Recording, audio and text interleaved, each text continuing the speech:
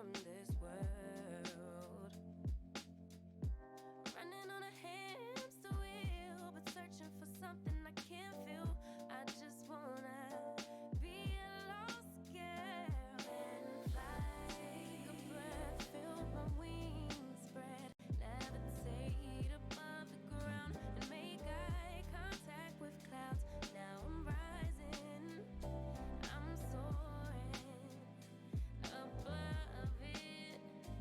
it all. I just wanna be free. Finally, finally, finally. I wanna be free. Finally, finally, finally. I wanna be free. Finally, finally, finally. I wanna be free. Finally, finally, finally, finally. I always daydreaming, never imagined I lose my spark. Living in this crazy time, putting back the pieces of my. Hello, and welcome to Tales of Misadventure. We play one-shot and short-form style tabletop games of all types. If you would like to check out some of those awesome adventures, go to Tales of Initiative's YouTube page and just click on the little Tales of Initiative Misadventure one. That's where they all are. There's some awesome stuff there. Not to toot our own horns or anything. Before we get too far, I'm going to let Ruben tell you about some terribly creative and fantastical woodland creatures of arson. Yes. So let me ask you some questions. What would it look like if a deer used explosives? And um and what would happen if you gave a squirrel a gun? How about if a cat wore armor and carried a clockwork sword that was actually a sentient being, potentially an insect? All good questions, right? That You can find all the answers to these questions in the new podcast Rootless, a game of might, right, and arson. They're a fictional storytelling group with 7 unique players, all interacting as anthropomorphic animals set in a medieval fantasy world. If you enjoy improv, comedy, drama, Dimension 20, Critical Role, Dungeons and Dragons, Soup, or anything in between, please give them a listen.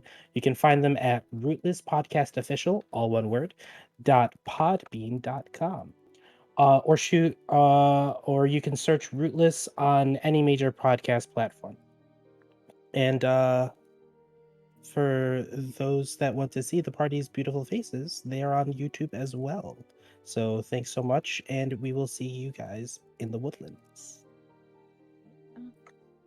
Today, their 5th episode should be airing, which they should be shouting us out too. If you want to go and let them know that people from Tales say hi, I'm sure that would be lovely. In other news, our merch store, still an awesome thing. If you want to head over to talesofinitiative.com and look at some of the neato things we've got there. Storyfinders Guild on Discord, we've experienced a huge kind of like influx of people, which is awesome, and we're so excited to start playing a bunch of more games with Storyfinders. I know we're all working on world building and getting some more games out there for you guys to play. Join the Discord. It's going to be a lot of fun, I promise. Schedule-wise, on this Wednesday, I believe Conlin, or our lovely Was, is doing a one-shot for Sunset. So check that out. I'm sure that'll be fun. Thursday is usually Tales Does Tales, but we are currently on hiatus as our beautiful Cthulhu lore master is dealing with life, but hopefully we'll get an answer to that seeing the moon through the black bleeding boughs thing in like a few weeks to a month. And then Fridays are TPK, so come check them out as well. I know they're in their second arc called Phantom something or other, and it's supposed to be really fucking cool, honestly. I think that is all that I have. So, Danny, would you like to let our audience know kind of how TSL works before we jump in? Yes.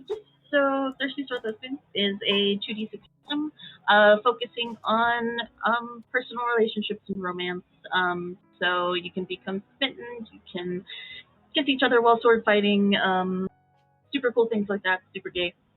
It's wonderful. Gives you also a chance. It is actually now award winning, which is amazing. Mm-hmm. It sure is. It's a 2d6 system too, so like you only need 2 dice to play this game. I love 2d6 systems. They're usually very simple, and you don't necessarily have to have a giant hoard of dice like I do. But it is fun to have a giant hoard of dice. It really is. I just reorganized my desk so that all of my hoard of dice are like on top of my desk, and I get to look at them every day, and I'm like, yeah, I have a giant pile right here next to me. yes. Tempted to just roll them all and take 2. My precious. Yeah. So, if we are ready to begin, would my thirsty ass lesbians like to introduce themselves and who they are playing, starting with Alexi? Of course. Hi, I am Alexi, and I will be playing The Chosen. She is actually a pop star, known as Cora. She's very, how can you say it, well known, very stuck up, and maybe doesn't want to be the way she is right now. But hey, makes pretty cool music. But yeah. She is pretty cute, white hair, really like silvery skin, just adorable. Not really. She's very scary. But yes, that's her. Love it. The concept art is very vampire, and I love it so much. Oh, yes. It's definitely my taste. Alexi is playing The Chosen playbook. Mm-hmm. Danny, would you like to let us know who you are playing? Yes, I am playing Victoria Gray from the Dream Mirror playbook from Advanced Thirsty Sword. Advanced and Lovers and Lesbians. There we go. That one. So she is anybody you want her to be, anybody she needs to be, and so she kind of doesn't know who she is anymore. But the one string she does have to who she really is, she is on to save. I love it. So cute. Madeline, coming back from a long break. Welcome back. We love you and missed you so much. It's nice to be back. It's very nice. We missed you. Please Thank enlighten you. the crowd. Yeah, so I am playing Guinevere, who uses the Nature Witch playbook. Guinevere is Guinevere's a lot of things. Smart is not one of them. She used to kind of live in the town until she kind of got snatched up by the Empress. And now she's like, oh, well, I don't like this. Great.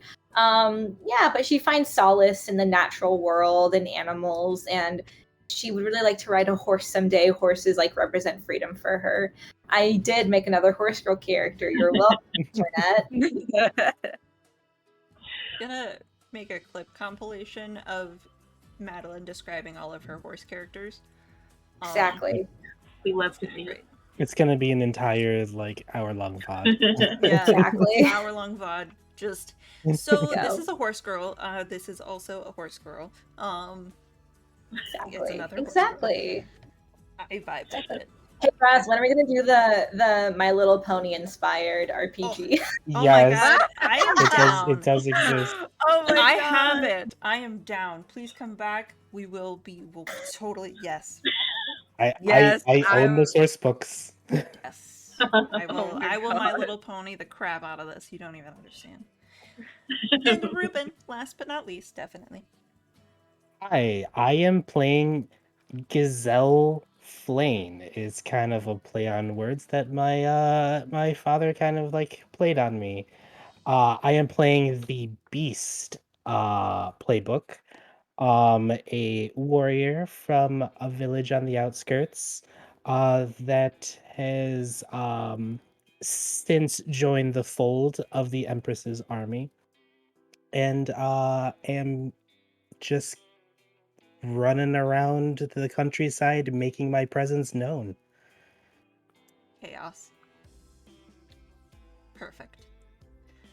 And with that, roll intro.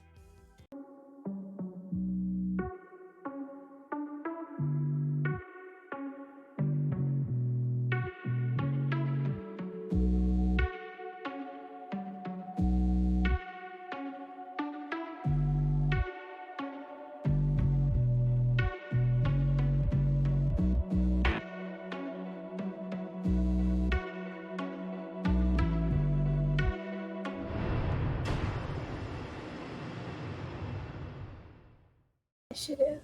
And welcome Yeah. back. So, we are running the Romancing the Throne adventure from the Advanced Lovers and Lesbians book. Just to let you know, it exists, it's out there. Go get it. It's dope. Have fun. But the Imperial Palace is lit up with twinkling festive lights, festooned with buntings and flags in the Empress's favorite colors, cobalt blue, quicksilver, and inky black.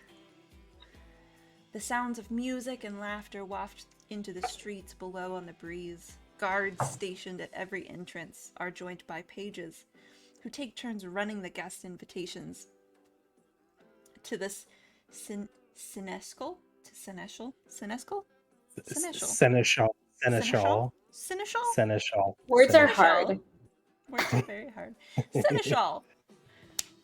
Seneschal.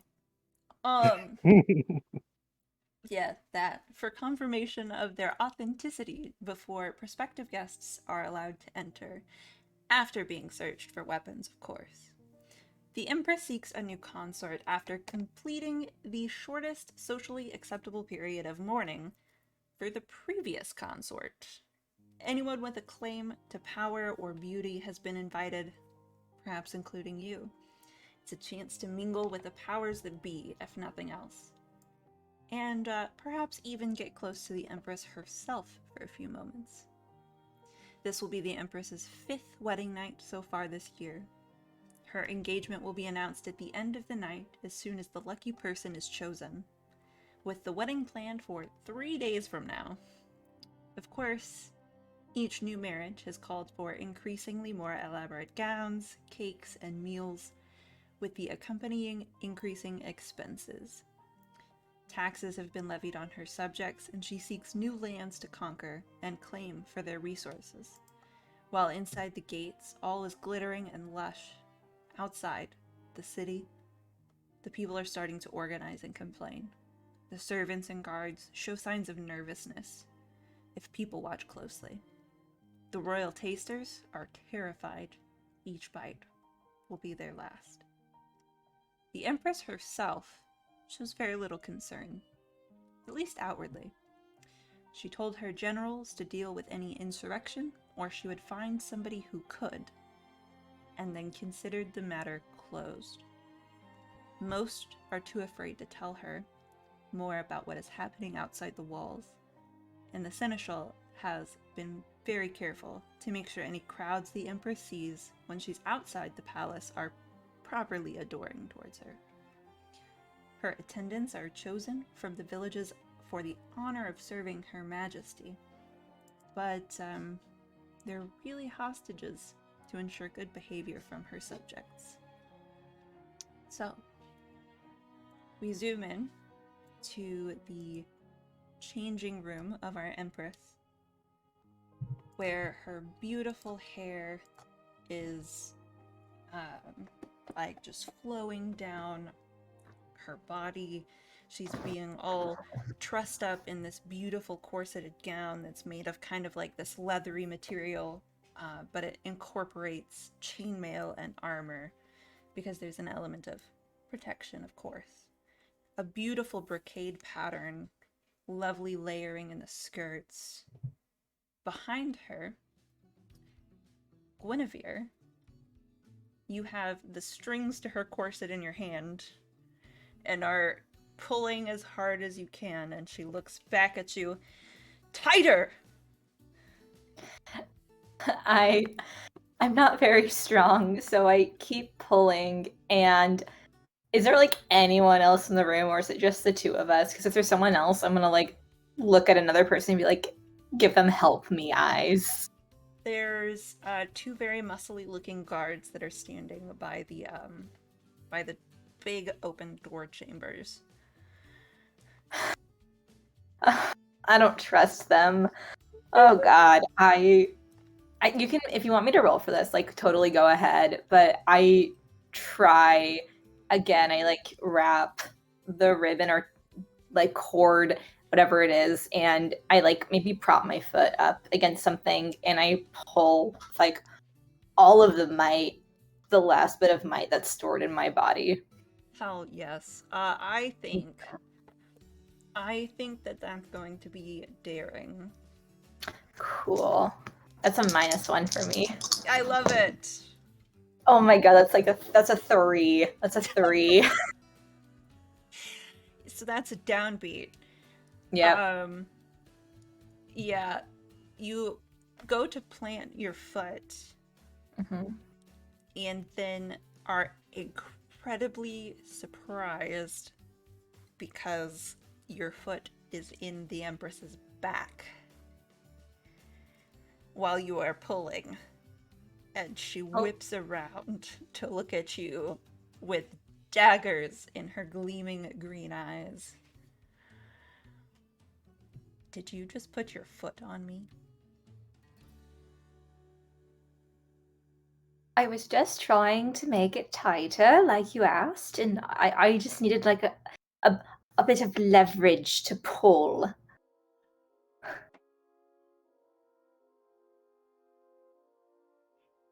Make a wit roll. Okay. Actually, defy disaster. That's a thing here. That's a thing in this game, isn't it? Defy disaster using wit. Okay. So I rolled and I got a 10. You got a what? I got a 10. 10? Very nice. Yeah. Very nice. That's good. You do it with style. I do. So you look up with those big like doe eyes. What? I'm sorry, I was just trying to do the thing. And she squints, melts a little bit, rests her fingers along your cheek. Darling, it's okay. Again, tighter. Turns back around. Of course. Yeah. And then I don't put my foot up, but I just kind of try to pull, and I think this time I just like lean back, hoping that like just my body weight can tighten it. Oh yes. Beautiful. So, yeah, that's kind of what I go to. I'm thinking in my mind, like, well, it shouldn't be like this. Your clothes should fit you, not the other way around. She's like, my waist will be the size of an apple. You're mad. Have you considered that maybe that's not healthy? Health. Sometimes the beauty is pain. All right. We will zoom out and head downward toward the one of the front entrances.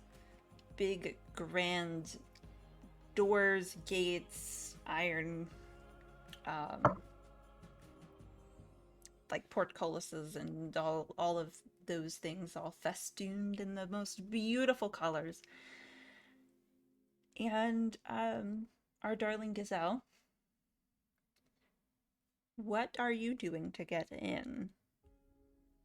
There's a line of people waiting to get their credentials checked and their invitations checked to get in the place.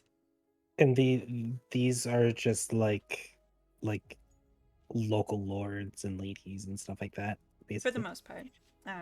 You notice there's the banners of several houses that are very familiar. Some of them are colonial, some of them are very prominent houses from here in the city. Some of them are just, they seem random. Like, you have no idea who they are, but you glance at the person that's in there and they're very attractive, so it makes sense. Fair enough. So I am just going to like basically just ignore everybody that's in line and go straight up to the guards at the gate and just kind of like growl out an order, just step aside. Okay. And I'm basically invoking my playbook ability, Shameless. Okay. I just say aloud what I want from an NPC, and they can have a string on me. Oh, dope. I'm gonna write that down somewhere. Random guard. Or the seneschal. The seneschal. The seneschal. The But seneschal. when you say aloud what you want from an NPC, you may give them a string on you to ask a question about them from the figure out move, which I am going to ask. Um, how could I get you to let me in, essentially? The seneschal looks down his nose at you.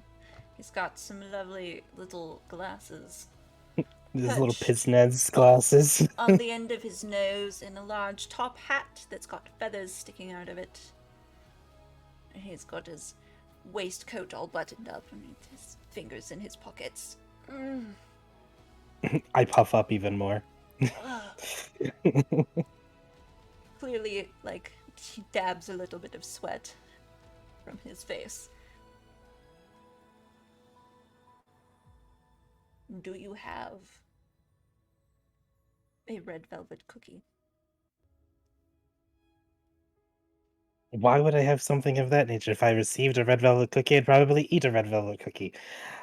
Well, that's what I need for you to get it. Maybe I left it at the last place that I conquered for the Empress. Now you can defy disaster and roll using Daring, probably? I think maybe Darian, let me just glance real quick. Oh my god. There it is. Where did it go? I literally just defy disaster. Yes, okay. I'm gonna say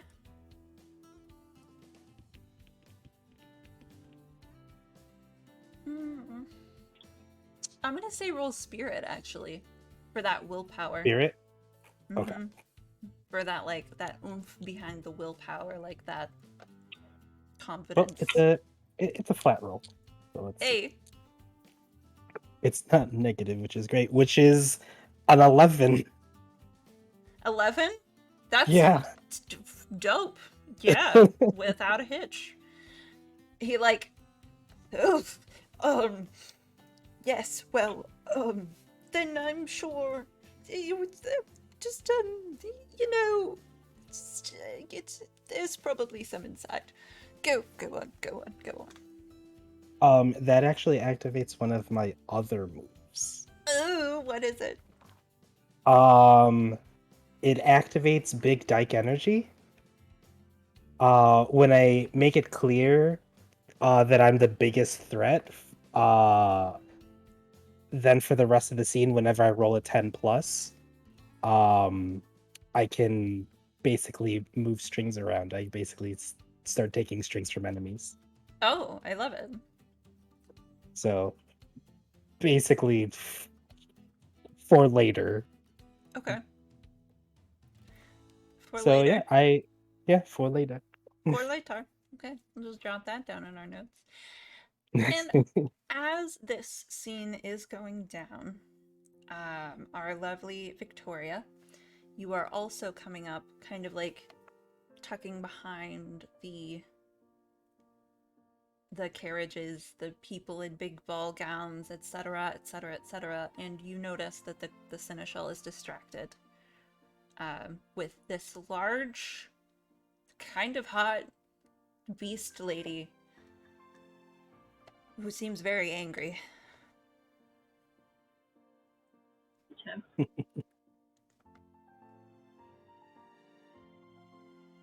What happened? What are you doing in this moment?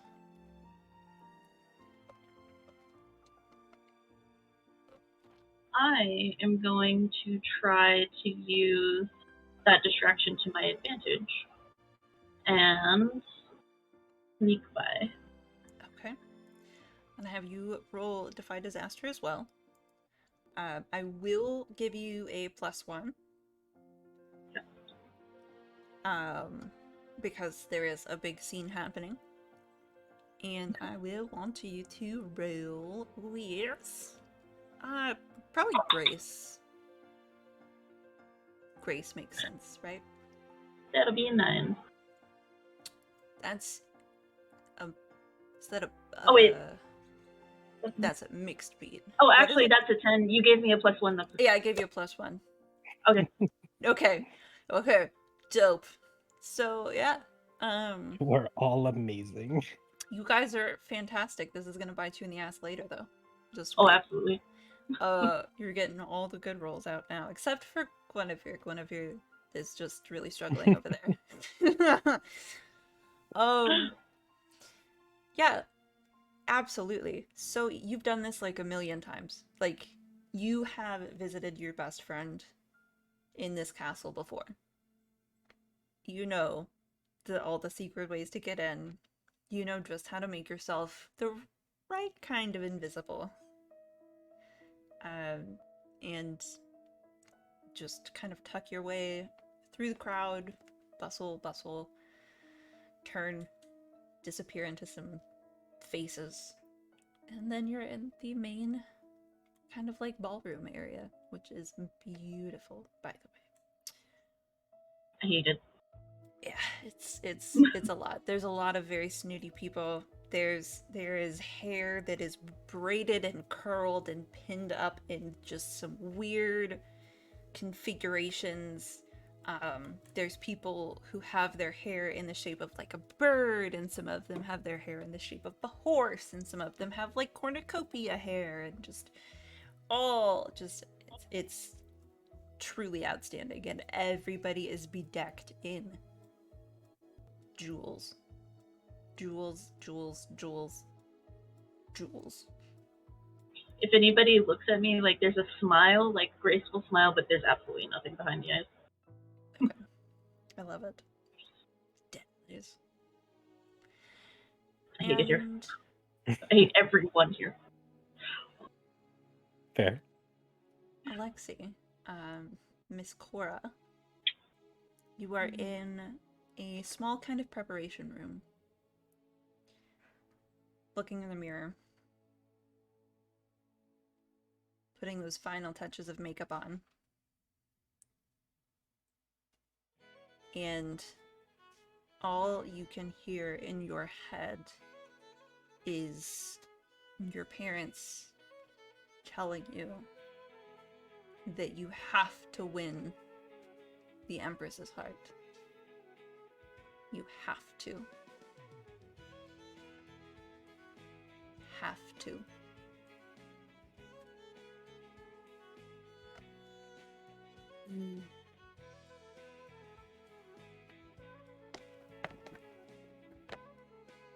I'm just putting on makeup, and as soon as I hear that, I kind of smear it on a little bit too much, and it just presses against my lips. Pieces start falling off, and I just gently pull it back, put it back into the table and take a deep breath. It's fine. It's fine. It's whatever. I just want to get this over with. It's at this point that your wonderful stylist swoops in and just fixes everything on your face. Like, you were doing your makeup, it looked really good in your opinion, and then he just swoops in and just it all kind of changes in a flurry of movement. And it's honestly very frustrating. Do I need this much makeup? Darling, if you're to stand out amongst this crowd of people, you need to be this brightest shining star there. Speaking of, we have your outfit ready as well. It's god awful. It is this, like, kind of like a leotard bustier situation. All Oh, silvery my goodness. sequins. All silvery sequins. Long cape that is sheer and shimmering with glitter. There's some, like, kind of like, Wonder Woman style boots that are gladiator sandals that come up all the way to your knees. There's also silver platform shoes. There's a crown with big, long, sparkly, kind of like crystal. They're like actual, real crystal spikes coming out of it.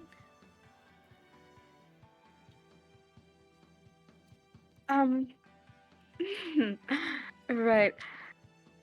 What happened to my dress that I specifically, tailored and had altered and spent months on? Oh, your mother and I decided that it just wasn't standoutish enough, so we thought this would look better. Right. As if no. Oh, you're being serious. Yes. Put it on. Absolutely not. Defy disaster.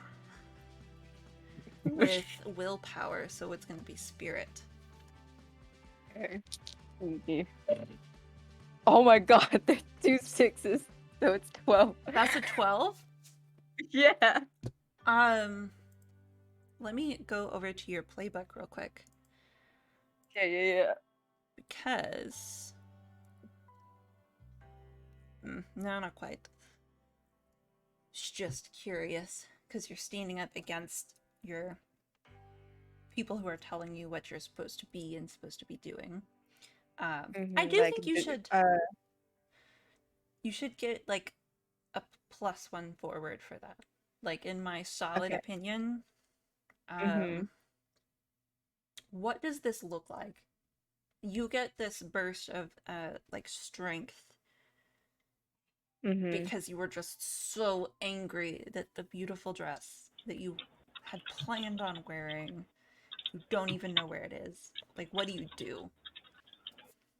I just kind of lean back in my chair a little bit and look at the god awful, just blurring light sequence, whatever that is.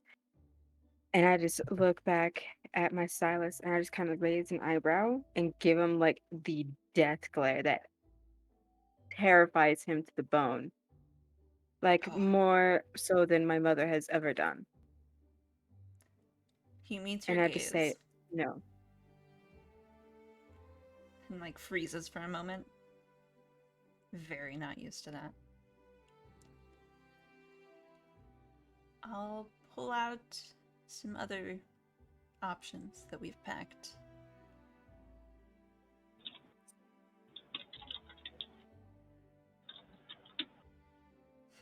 And he kind of just, like, runs off.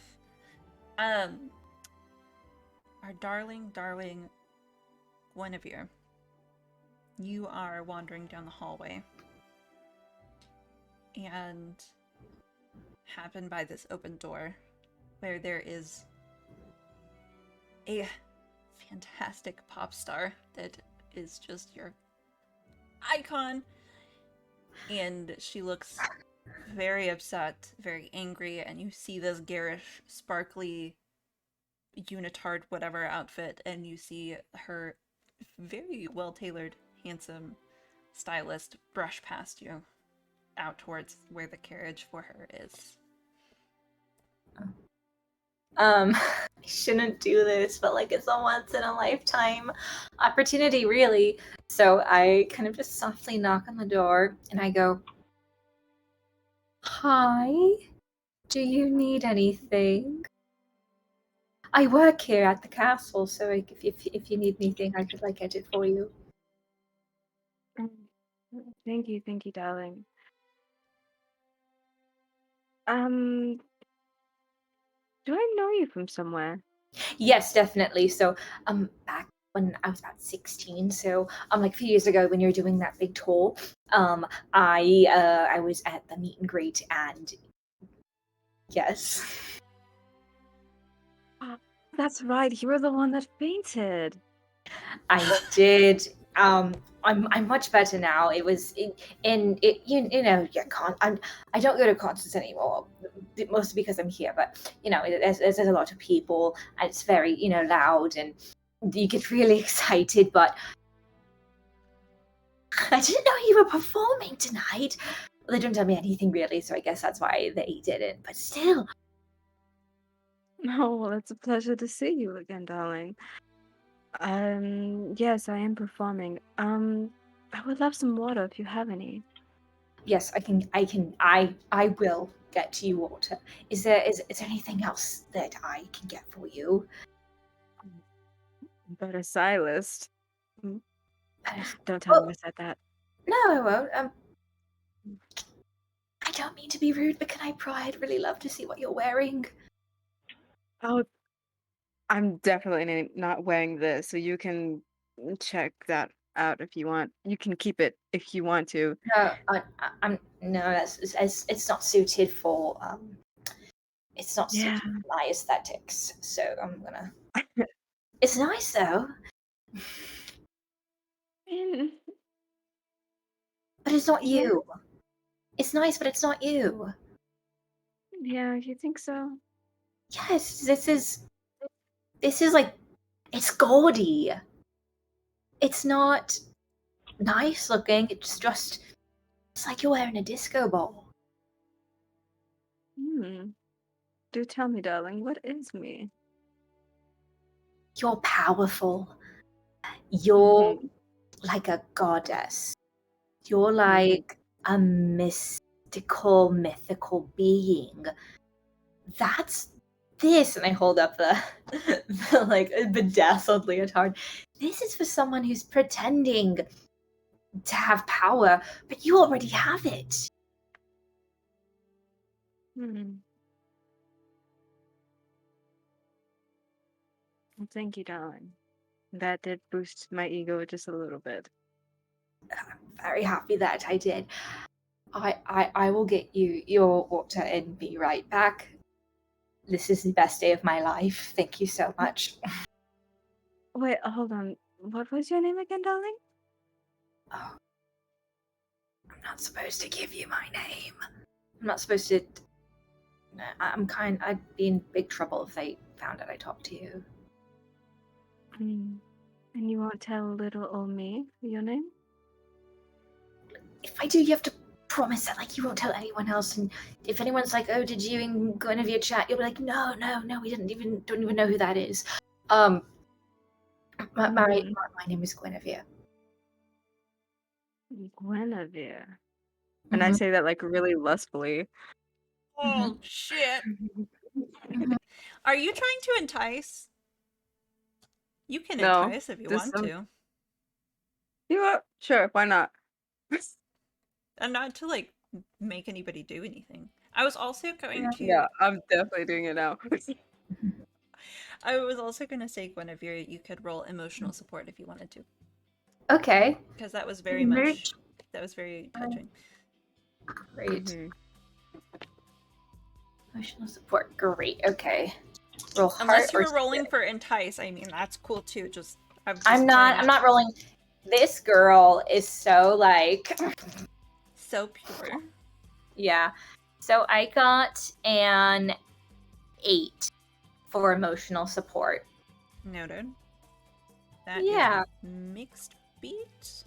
It's mixed, so it's like they have to open up to me though, Okay. and then they choose one. Yeah. So, But if I'm smitten with them and they refuse to open up, I get my feelings hurt and I mark a condition. oh no, you're not. Well, nobody said that they're smitten yet, so that's cool. It's fine. I know, but that is part of the playbook. It's on the battlefield right now, so we should. Anyways, Yes, it's in the battle. gay panic.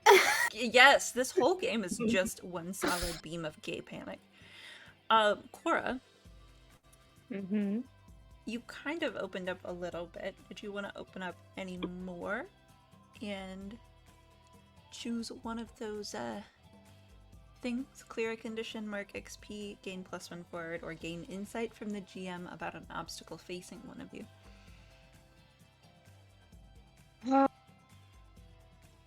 Let's do gain insight, and I would love to open up more. Okay. What do you tell Guinevere that you wouldn't have otherwise told anybody? I would say, well, thank you, darling. I'm pretty sure that no one has ever told me that before. Well, at least nobody that really mattered. Aw, cute. And then you wanted to gain insight, you said? Mhm. I will give you the choice. Do you want insight about your own obstacles or about Guinevere's obstacles? My own. Love it.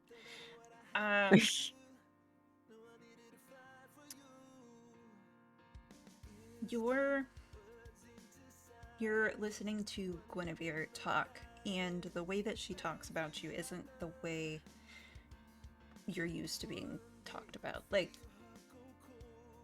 you don't get those real bits of conversation where somebody says, you know, that they see the real you behind all of the showmanship and the glitz and the glamour and the image that your parents want you to portray. You don't get that very often. And you kind of understand that maybe that's what you need. Maybe you need more people like that to surround yourself with. Maybe if you surround yourself with people like that, you'll be able to be yourself in the long run.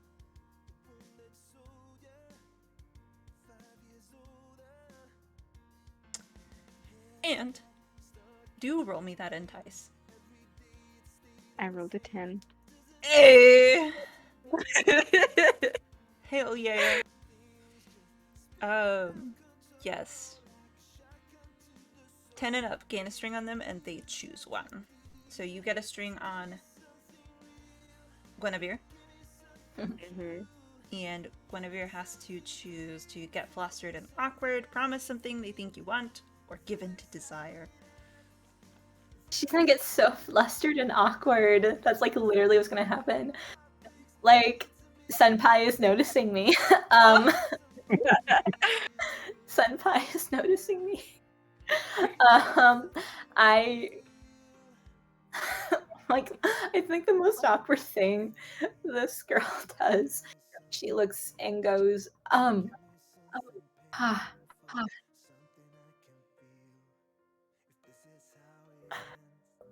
just really happy you're here.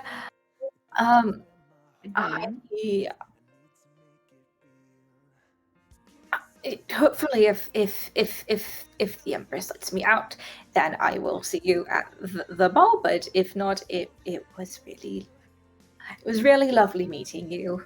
And I just kind of like turn and I look back and I'm like, I'll get you the water. And then I go out. And then if Cora were to look at, you'd see like. You totally catch that. Yeah. I just. Okay. Well, that was awkward. Okay. And What? with that, Amazing. your stylist brushes past Guinevere in the hall, like not even recognizing that Guinevere exists. Like, you had a moment of feeling like you were sparkling because somebody that you admire so much singled their attention on you, and that was the whole universe for 2 seconds. And then that well-dressed asshole brushes past with a rack full of clothes and is just your furniture. Fine. Fine. It's fine. I don't know what to do next, so I might just stand awkwardly in the hall until I'm yelled at. Okay. You're Aw. being a lamp. I Yeah. am a lamp now. Yeah, just kind of like slowly wandering up and down until I'm yelled at because I don't know what to do. I've been reminded of like the gravity of like everything, and I'm like, oh, great. Fuck. I get you. Meanwhile, we have a beast who is wandering through the dance hall, looking very stoic and like a little scary. And some people have never seen somebody like you before. I What are you actually doing? failed to say what I'm actually wearing. And also I have a question. Did that increase my feral?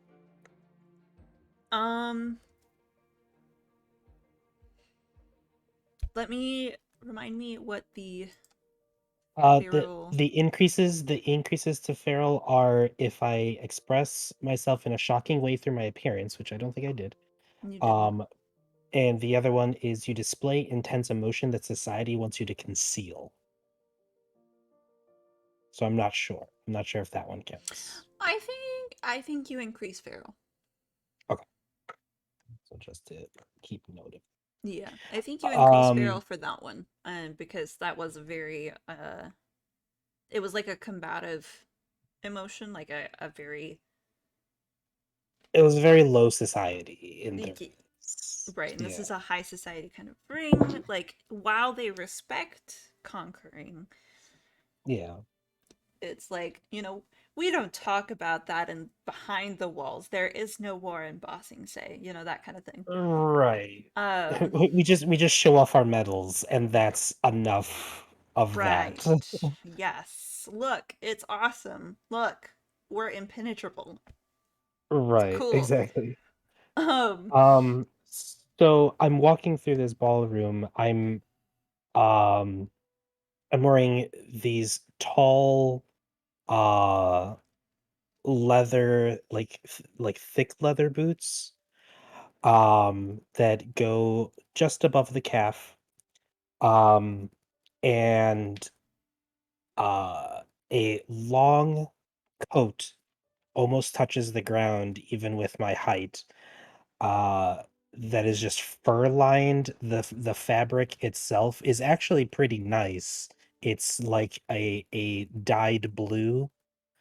Um, and under the coat is essentially a halter made of metal and with chain coming down to my waist. So there's actually not a lot of fabric in between or armor in between, but it's like just chains just kind of like holding everything as one piece. And that connects to a long armored skirt that is actually that has a very, very high slit. Um like one leg is completely exposed, and it just kind of flares off to the side. It's very it's very ethnic, but also just well put together and kind of like piecemealed with like the empress's like standard. Love kind it. of armoring and stuff like that, like taking that apart and incorporated into my own clothing. Love it. Beautiful. And I just long mane like hair just kind of flares out from behind me, kind of mixes in with the blue of my coat, just like that dark on dark. And I just kind of like strut in, and I take a look around at all of like at the best that society has to offer. Um and I just want to just see what I'm up against as far as um who has attention. Who has attention, like from the masses or from anybody From specifically? well, because the Empress hasn't arrived yet, so Mm-hmm. it's more along the lines of like who here is lauded, who here is like interesting to other people, um just to see like what my competition could be, Okay. or I dig it. potentially who I could pick off, who could be my prey. Ooh, pray. So, I will say, you see, you're kind of wandering through, and in this very big, lavish ballroom type area, there's lots of places where you can go and get refreshments. There's tables that are set up with name cards. Um, there's very clearly a table that is up on kind of like a dais with the nice, super, just beautiful throne and a couple of other chairs set up there. At one of them, the Dowager Empress Regina Malvada, who is Empress Reina's mom. Very elegant, um, kind of like older. She's solid like in 60s, 70s, but still gorgeous.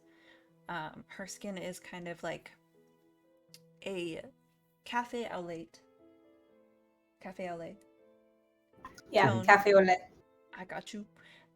And she's got this shock of white curly hair that is braided up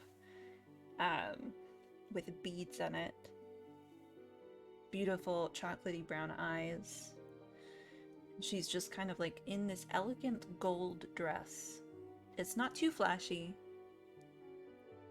but it flows off of her body like silk. And she's just kind of sitting there, kind of doing what you're doing, measuring the crowd, looking at everybody, very clearly paying attention to everything that is happening at all in this room. You also see General Alex Draconis, who is the head of the Imperial Army that came in and conquered your people. She is also gorgeous. Masterful tactician, and despite having conquered your people, you've had a conversation with this person, and you know that they are brilliant.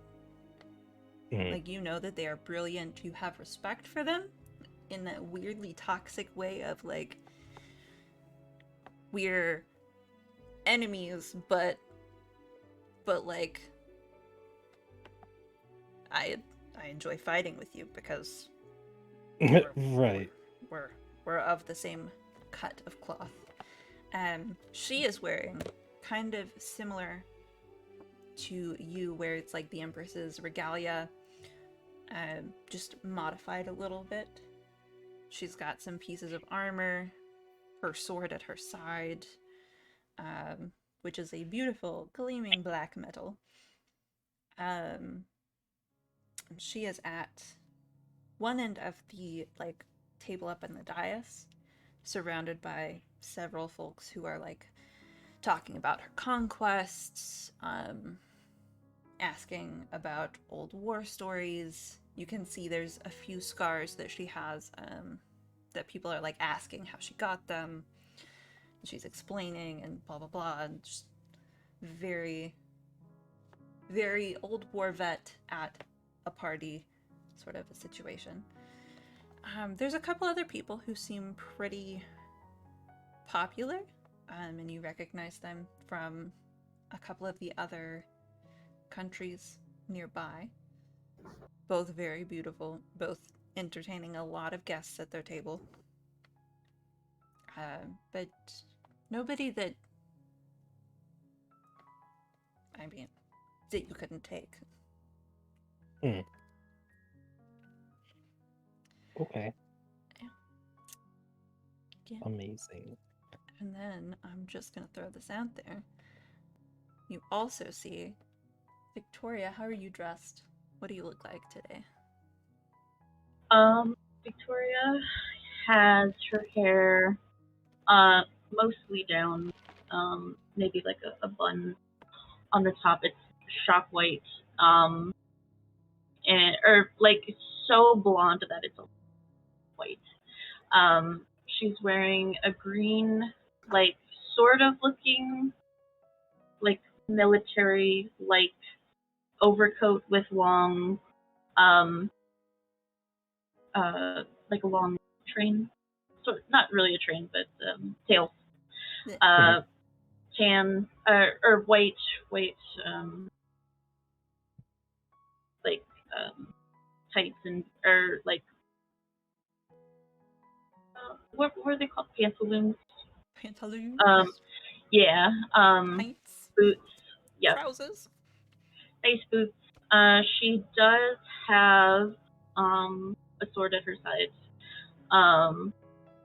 Very very elegant. Kind of looks most like probably decorative. And she's just walking with a half smile on her face, just looking. So, I will say, you notice Gazelle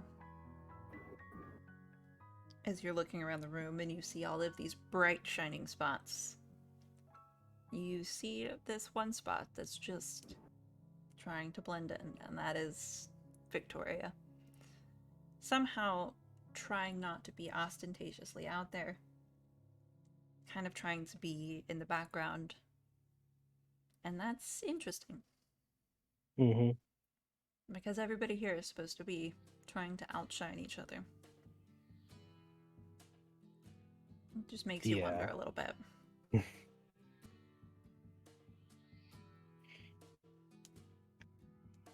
What are you doing, Victoria? What does Gazelle see you doing? I on the other side, if I turn, there is a circular mirror, and she is tapping it as she walks. And I am going to be looking around for the Empress to show up, but also look around for the guards and all of the servants and see if there's any pattern that I can discern. Okay. I am going to need an associated roll with that, but I need to look at the options. The options.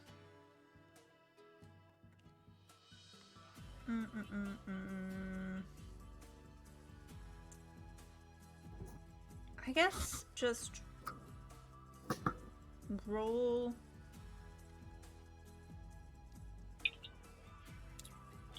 Is there like a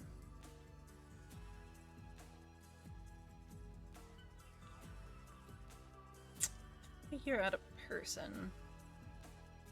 Roll wit. Yes. As we're kind of trying to gather and watch.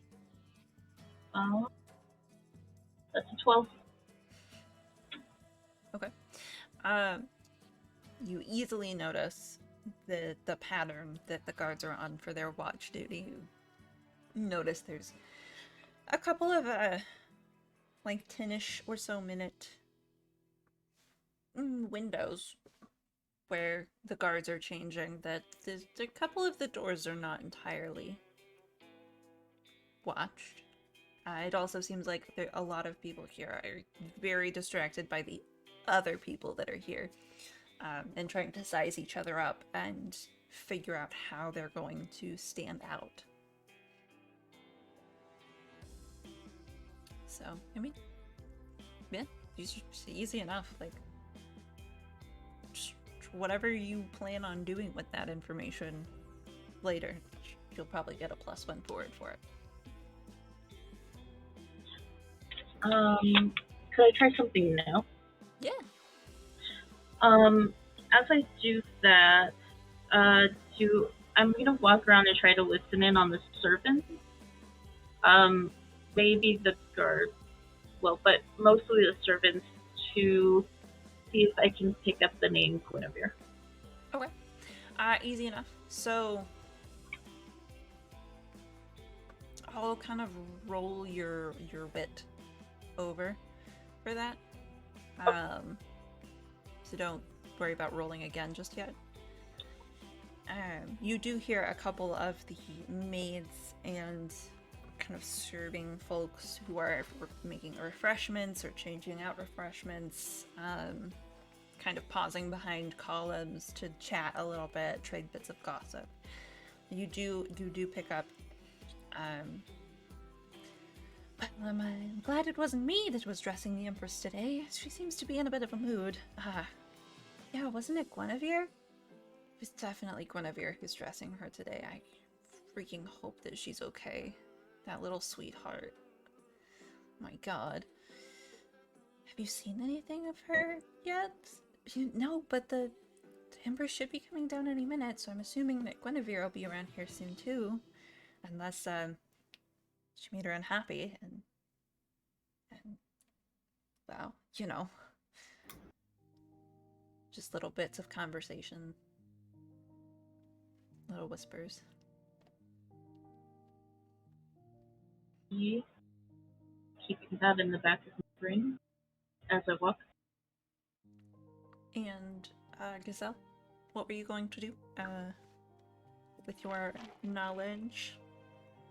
I want to head towards Victoria.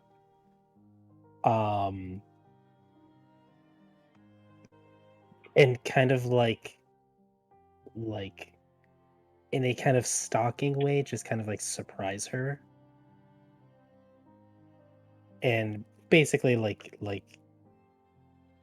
try to figure out why she's here.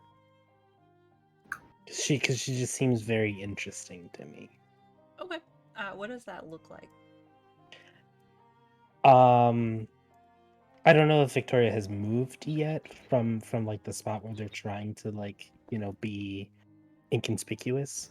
But I want to come up behind her, a good distance, but just kind of like lean toward her a little bit and sort of like loudly whisper,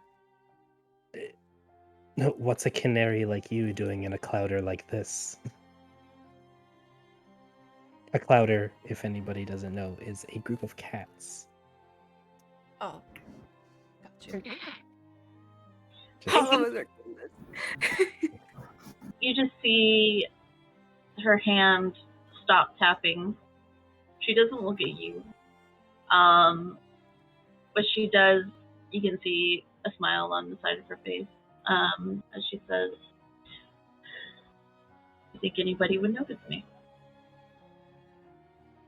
It's the fact that you don't want to be noticed that is noticeable. Maybe I just like the sight. The sights are very nice. Yes, I especially enjoy the pigeon hair. Oh, those sights you mean? What do you think I was talking about? I'm gonna roll to entice. Okay, go ahead. Do let me know what you That is a 10, but -1 because it rolls off heart, right? Mm-hmm. Yeah, so that's a 9. That's a mixed bean. Yeah.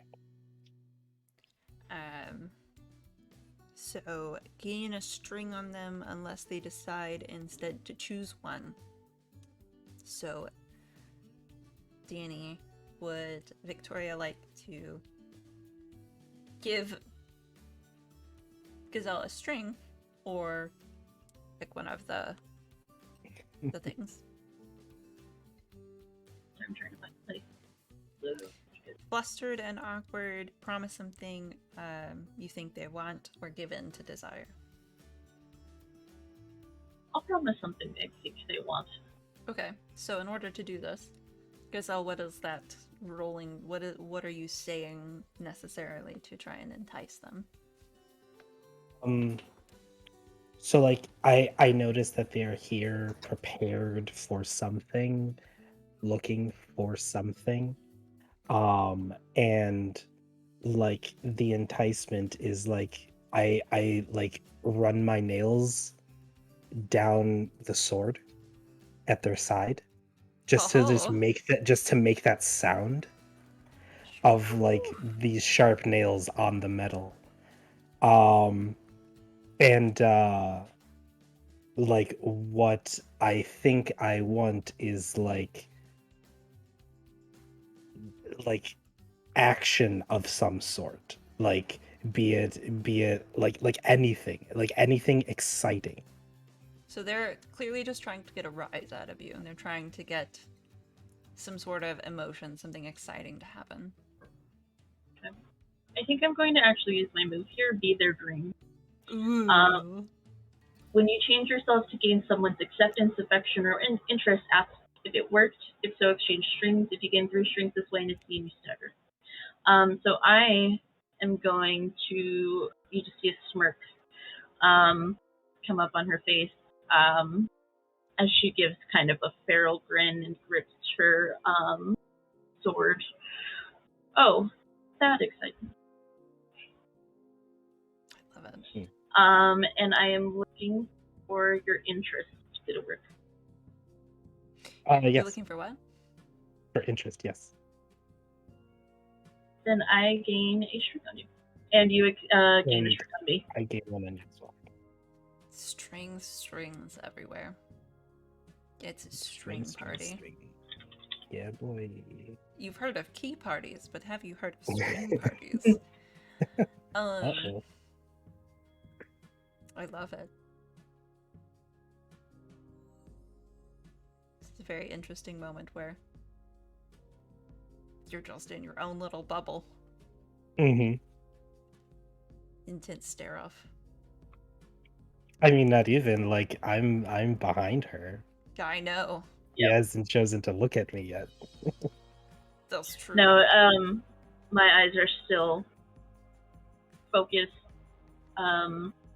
forward, and in my peripheral, I'm still watching mates. Love it. Okay. Dope. Out of the corners of your eyes, both of you notice one of the grand doors in this hallway is crack and groan as it is being pushed open. Guinevere, you are trailing behind. You were collected to be the kind of like the train holder, you know? It's a very important job. Is a very important job. I have a question. Did you ever bring Cora the water? No, I got too sad. Oh no. I got too sad.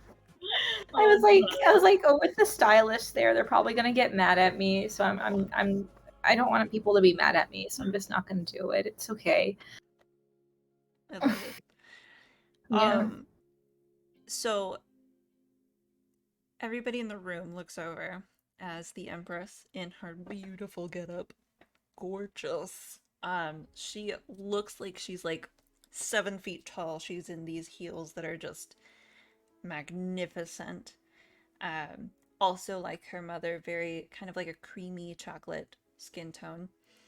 Um, Beautiful, beautiful, beautiful, like box braids that go all the way down to like her butt, and they're like just ribboned and festooned with pieces of glittering silver and like a kind of like a onyxy, some kind of bead that is onyx, and it looks beautiful. And her cutting green eyes kind of like look across as the seneschal walks in and introduces her.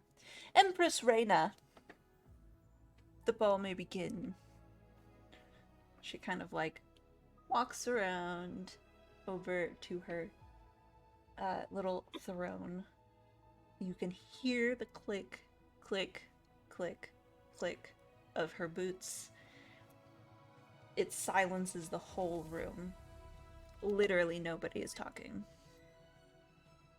And Guinevere, walking behind her, trying your best to keep the train off of the ground and out from underneath her feet. What does this look like? I think, like, because I think like this woman has worn like a variety of like bombastic dresses. So I think like every new dress is a challenge, but I'm able to kind of like find my weight and hold my body in such a way that like I've got it, but it's still like really like if I mess up, I'm gonna be killed. It's fine. You know, like a little song playing in my head. She's like probably made me wear like flat-footed shoes, like sad little ballet flats. And has probably given me like the saddest like dark blue dress to wear, so I like do not upstage her at all. And it's carrying the train is hard, but it's also easy because it's like, you know, you have a predicted kind of like walkway of where to go, so you kind of know like through like your it's muscle memory as you're like, okay, now I gotta turn here and I gotta turn here, so you gotta adjust the weight, da da da da da. So yeah, it's like it sucks, but I've done it before, and I don't know, I don't like being the center of attention, so like it's like I know they're all staring at her, but I'm like, I hope no one's looking at me. Yes, absolutely. Like you've practiced this several times. Mm-hmm. This whole thing, not with the Empress herself necessarily, but with her double, who is roughly her weight, her size, and who helps fit all of her dresses for her. You guys did this run quite a bit in every single dress so that everything would be perfect. So, as you defy disaster, using... Let me glance. Let me glance. Is this I think Grace? Grace. Yeah. I would say Grace. God. I will give you a +1. Okay.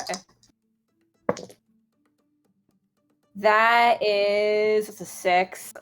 Oh shit! So, you've done this a million times. Oh. A million times. Yeah. But this little kind of like raven looking child flutters just the right way, falls directly into your path. After the Empress has passed, but not quite before you have. And they look up at you, and their big bird eyes. Oh, please, sir! Don't hurt me! And it just startles you. And you're gonna stumble. Yeah, I think it'd also be fair for her to like shriek a little and stumble. Yeah. Yeah. There's a shriek, there's a stumble. Mm-hmm. Somebody comes up, one of the guards, to wrestle this clearly party crashing child away. This bird is like, I didn't mean to, I swear, I didn't mean to, I didn't mean to. I just now wanted I'm some of the... conflicted. I just wanted the... now I'm conflicted because like I want to vouch for this child, but I like. Mm, And you are on your ass. I am. I'm on my ass. In a big pile of tulle and satin and leather, and the Empress from what looks like 30 feet up there now, just rigid, spine very straight. Her head turns just slightly, and her eyes kind of cut backwards towards you, and you see the cat-like gleam of green, and you are terrified.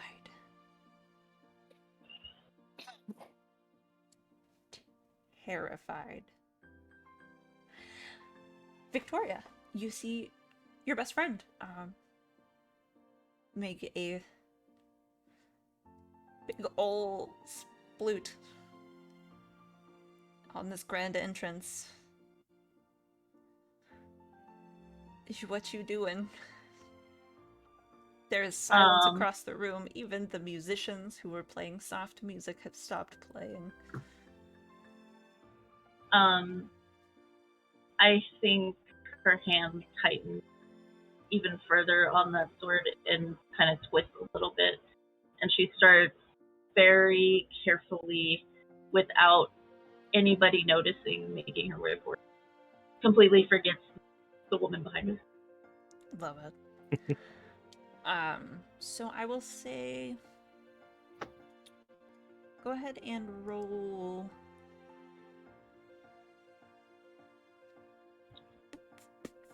Roll grace. Roll with your grace.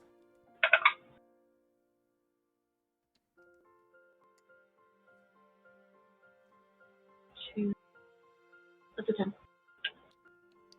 Yeah, absolutely. Nobody even looks sideways at you as you kind of like nudge your way through the crowd towards them. What's your goal here? To get close enough to the front that if anything tries, like if the Empress calls for her to be made an example of, or anything that happens, that she can be there to stop to it. Okay. Cora. My first question is, of the questions or all the bits and pieces of clothing that were brought to you to decide from, what does your ensemble look like right now as you are meandering your way towards the big my own your outfit? It's very, very elegant. It's loose fit on the top, lets everything show, but it's very tight fitting around the waist and the hips and the thighs, and there's a huge slit on the thigh, and she's wearing strappy heels, but they're not that tall, so it allows her to move very quickly. She has a lot of jewelry around her neck, like a collar, and there's a bunch of jewels heading down to her chest and around her stomach. And her hair is shaped like a bow, but falls down around her shoulders, and her bangs come to a stop into the middle right here. Love it. So cute. So cute. You are about, you're like waiting for that, like that cue, you know? The one that's like, and our guest for the evening, blah, blah, blah, blah, blah, you know, the one that they always say. And then you have to walk out there and prance around and, you know, accept the applause and then do whatever. So you're like waiting for that, kind of peeking out there. And you also see, in almost slow motion, this sweet, innocent girl that you just met, who didn't bring you your water, but seemed very nice. Catch the Empress's bladed look. Are you doing anything? Or are you just standing there?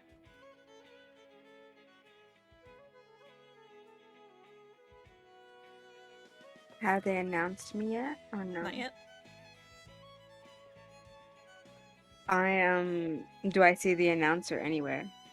The Seneschal is right, kind of like on the outer side of the door, looking over at some of the other guards, mates, etc., kind of like trying to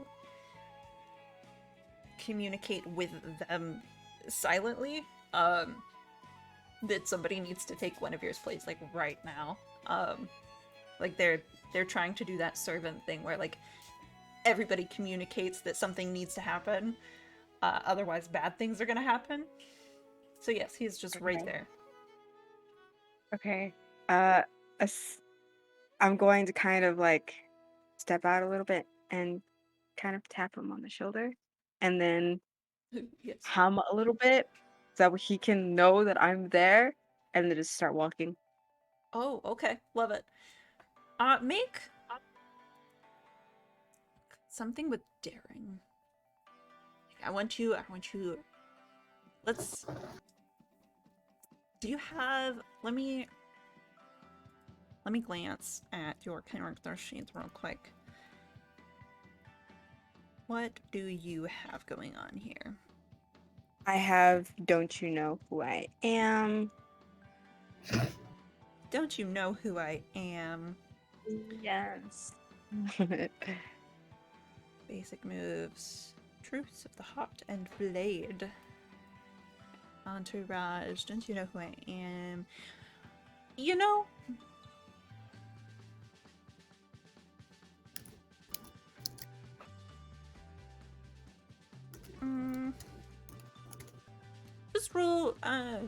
just roll Defy Disaster.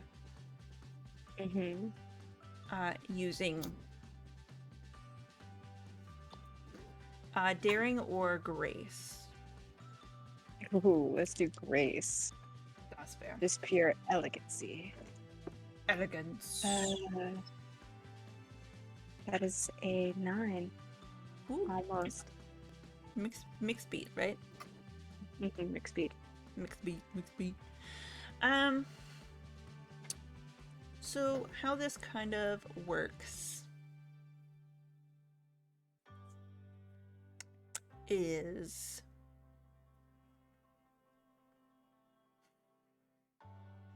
you know that by unexpectedly entering, you will likely catch some wrath from the Empress. Mm-hmm. For stealing some of her spotlight. You're very likely going to have a very interesting conversation with her very soon. But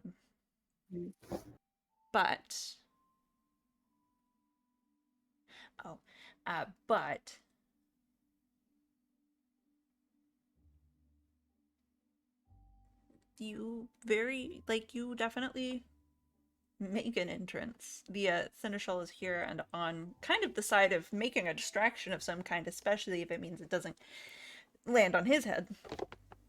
So he clears his throat. And our lovely pop sensation guest of the evening, Quora, entering now grandly. Yes. And, you know, the doors sweep open and you kind of like walk out. And all of the attention kind of just shifts away from you, Guinevere. I'm still like, oh no, now she saw me. Oh my god. Oh no!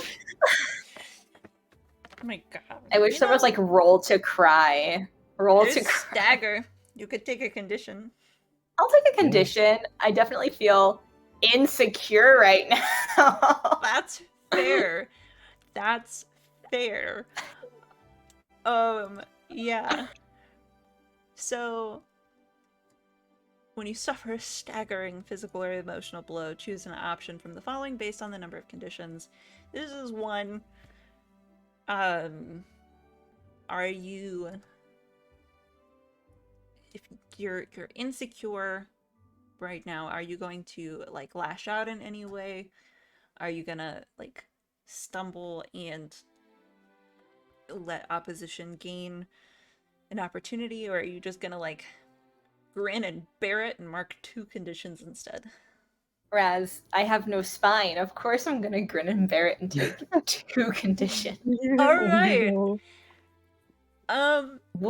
Would guilty or frightened? Actually, it's frightened. I'd be frightened. Frightened for sure. Yeah, I'm frightened. I'm really You scared right now. are- Like I think I'm going to die.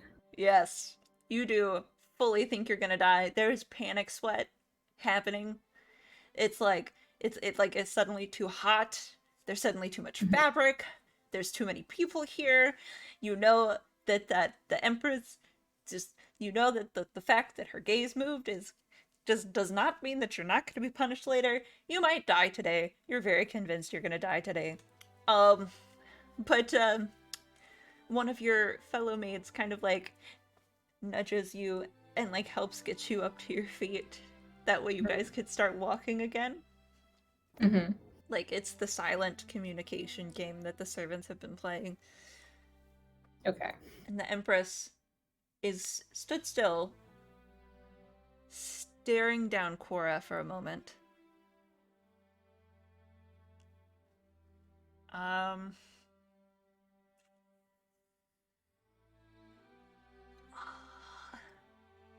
kind of want...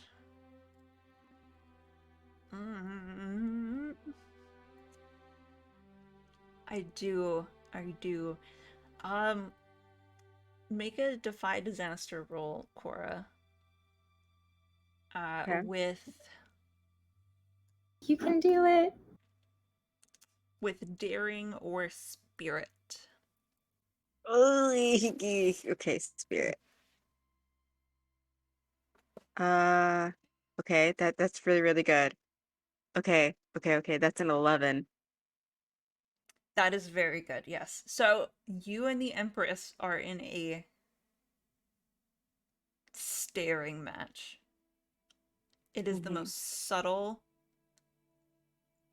eyeball war fuck that has ever happened. Ever. Mm-hmm. And it's just not breaking. And I think everybody else here notices too and sees that like the like daggers. And there's whispers that are like, are they gonna fight? Are they gonna fuck? What's... Wait a minute. As we're Shit. staring daggers, I'm just going to like kind of look at her, like still glaring, but then I'm also going to like do a slow eye move down her body and back up. Oh shit. You gonna roll that entice? Roll that entice. Yes, I am. Roll it. Okay. Oh my god. Let's see if the Okay. Empress is charmed or horribly offended. Okay. Entice his heart, right? Mm-hmm. Okay. That's 14? 14? What is Fuck. with my rolls? Okay. All right. Okay. Can you give me Alright. some of those? Yeah. Yeah. Why don't you give Madeline some of those nice rolls? No, Okay. it was a 13. Sorry, 13. Oh, geez, it was only a you don't 13. win 13. Oh, no. Sorry. Okay. All right. Okay, entice. Let me scroll down the things to see what all the options are again. Mm-hmm. There it is. Okay. You gain a string on the Empress. Mm-hmm. So write that down. That's important. Using it would allow you to get +3, I believe, on a roll against them. In certain rules. And I will choose Get Flustered and Awkward, promise something they think you want or give in to desire.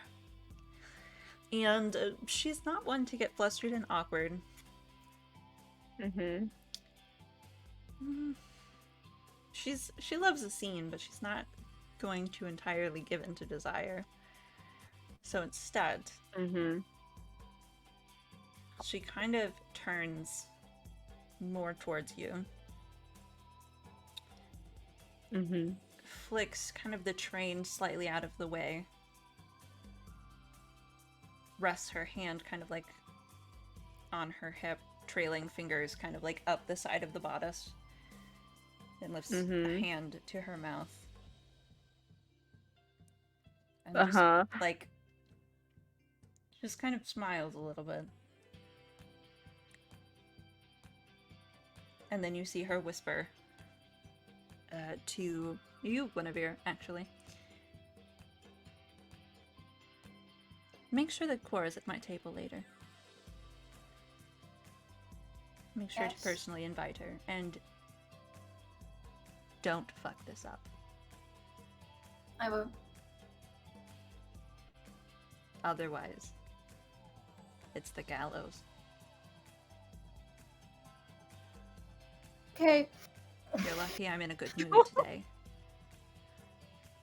Oh god. I kind of look at her and I like see Cora and I'm like, I don't think it would be a smart idea to kill me, considering that me being alive is dependent on the people being calm.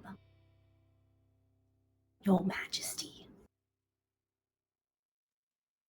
Defy disaster. Or fight. Pick one. I have a -2 to fight right now, so I'm gonna do Defy Disaster. Okay. This sounds like daring. Or it Sure. sounds like Can it be Spirit? Yeah, do Spirit. Come on. In true horse girl fashion. Can it be spirit? Right. Spirit? Stallion? Oh my Similar? god. My dice are cursed, Raz. I rolled a 5. She looks back at you, and there's the most delicate snort. Like, just the most delicate little scoff of a snort in the back of her nose. She levels this cruel smile. We'll deal with that when we get there. For now, just do what I ask. Yes. Anyways, I have 3 experience points, so I'm You're leveling up! gonna cash Yay! those in. I'm gonna cash those in. In true Madeline fashion, Madeline is leveling up in the first hour-ish of play. Right. It's called My Dice Hate Me. It's that fine. It's fine. I That's just okay. added to heart, so now I have +2 to heart. Ooh, fancy. You can entice all the bitches later. Oh god. On that note, I do think, because we are going to go a little bit longer today, since this is a one-shot, I think we're going to have just a little break, so that everybody can go potty, and you guys can also go potty, and come back. Because I don't know about you, but I need something to drink, because this is just drying out my mouth, all of this Yep. kerfuckery that's Very happening. thirsty. I'm so thirsty. I was so prepared. thirsty right now. Look at you being prepared with a tall drink of water. Hey. Hey. We will be right back. Don't go anywhere. 5 minutes tops.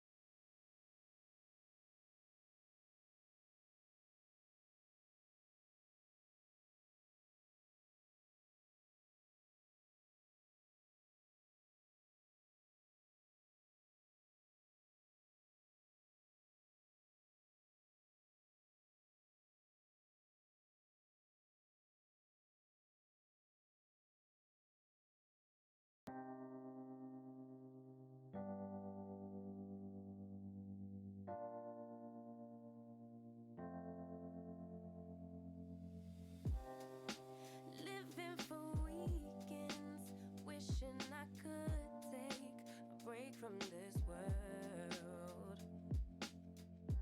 Running on a hamster wheel, but searching for something I can't feel.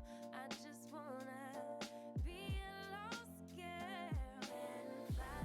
Take a breath, feel my wings spread, levitate above the ground and make eye contact with clouds. Now I'm rising, I'm soaring above it.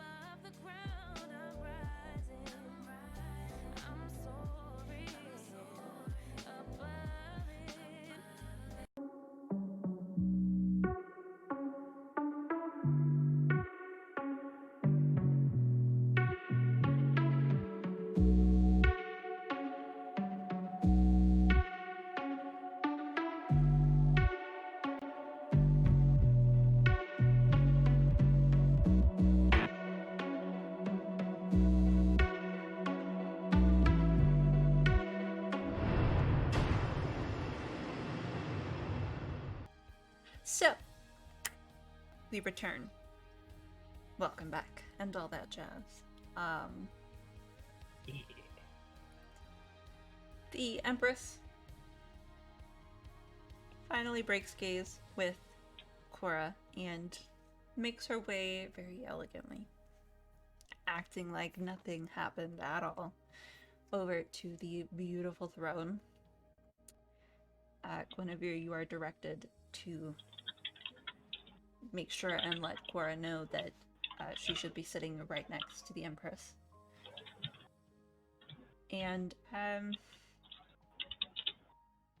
I will also say, Victoria, did you want to have a moment where you kind of like try and get Guinevere's attention, or are you just kind of trying not to? Not yet. I think I'm just gonna kind of shadow her. And Ruben, what is Gazelle doing while all of this is going on? Kind of the person who's not quite in on the interesting little circle of communication bullshit that just happened. Right. I mean, so the person who I had my sights on is distracted, but there's now this like now that the Empress is here, so there's that like that gravity like towards her, but then now there's this other player in the game that is kind of almost commanding the same amount of respect in the room at the moment. And I want to see what all of that is about. So I'm just gonna, for the moment, like probably walk by, take somebody's drink, and watch this performance and see what I can gather. Okay. Would you like to roll to figure out a person? I would love to. Okay. Are you aiming it at Cora, who just walked in and clearly commands quite a bit of... I am, yes. Okay. Gotcha. Roll wit. plus wit. Which I think is also neutral. Yep. 3, 4, oh boy, 7? 7? That's still Do you something. have a... You don't have a string on them, of course not. Why would you have a string on them? Yeah. I mean, it's still a mixed beat. Yeah. You can ask 2 questions, but they may ask one of you. So... Okay. I am going to say that this is kind of one of those... There's esoteric kind of ones. Yeah. There's eye contact after the Empress has clearly shut down the eye conversation and walked to her seat as Cora is kind of like coming out towards the stage. There's that moment of the meeting of eyes of 2 people who are very clearly a spectacle. 2 people who are very clearly like a something for the masses to look at. And Gazelle, what are your 2 questions?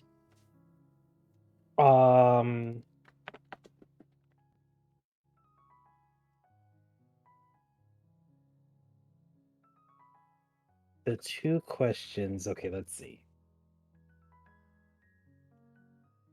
And I will definitely let you be just a little bit squishy with some of them if you would like, within certain limitations. Right. So I'm gonna say,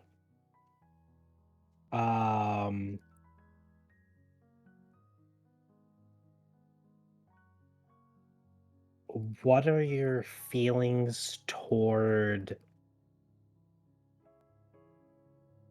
this life you've made? And the second one is, how could I get you to be less proper? Ooh. Ooh. Ooh, spicy. Spicy. So what I'm going to ask you is for the answers to these questions and how exactly that is conveyed with this look.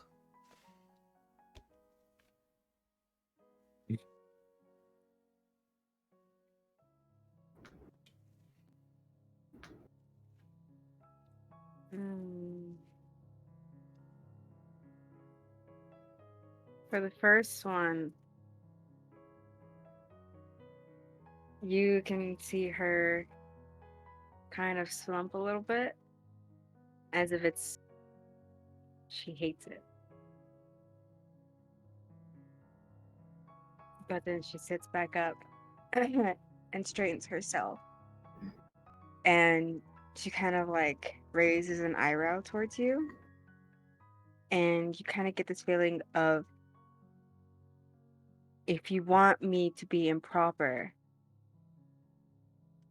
then treat me as I am. And then after that, she just moves her gaze away. In return, what question would you like to ask of Gazelle? What would you like to read off of Gazelle in this same moment?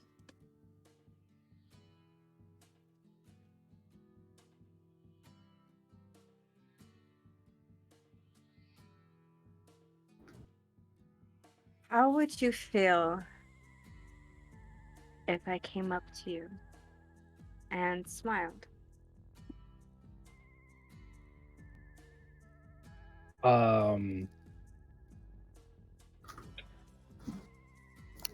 Gazelle like sees this kind of like, I'm assuming like kind of sultry look.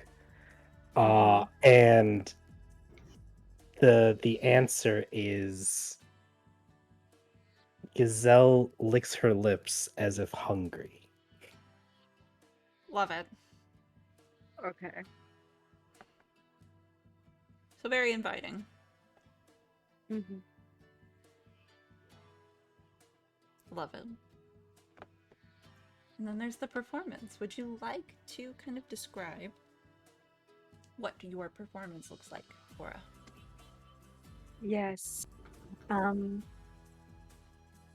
She has multiple people in the background with people of cello, violin, multiple strings. And she has a cello in front of her. And her body is very delicate and soft at first. But then she takes the bow and just starts playing rapidly, and her body moves crazily, and you could see like a great smile on her face, and all of a sudden you hear singing. It's crazy of how well her voice mashes with the sound of the violins or the cellos, everything that's going on, and it feels as if the entire world has stopped in this moment. Everything is where it should be. She makes you feel loved. She makes you feel wanted. She makes you feel seen. Even though she's looking at you, you feel as if this song is for you. Somehow you can hear your name within the song or feel her touch. You understand that this song is a cry for love, but also happiness. The one thing that she can get from this is her own happiness, and is the one thing that no one can take away. And she stops. She takes a deep breath. Let's sit down and bows.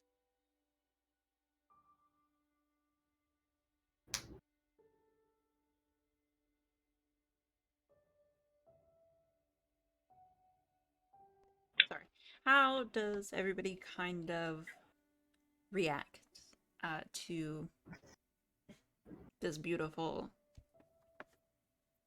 thing that you just saw? Like it's very emotion provoking.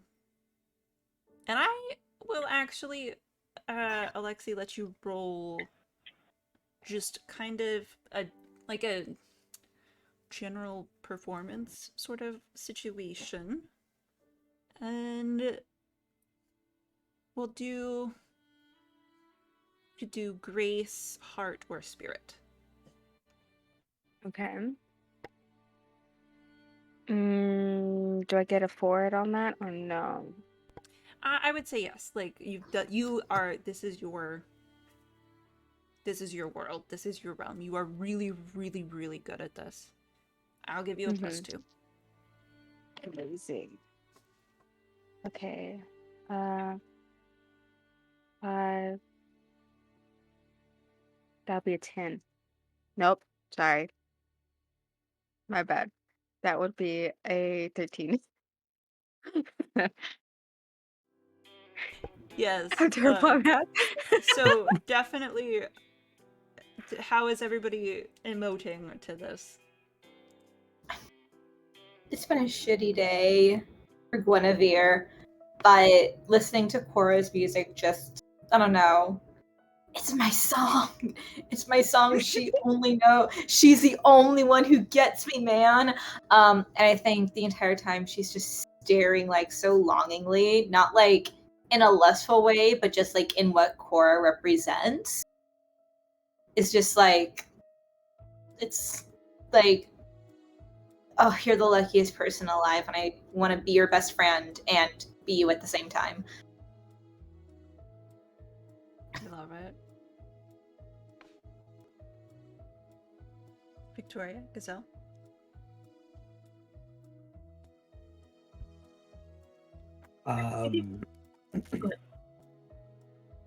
I think Gazelle.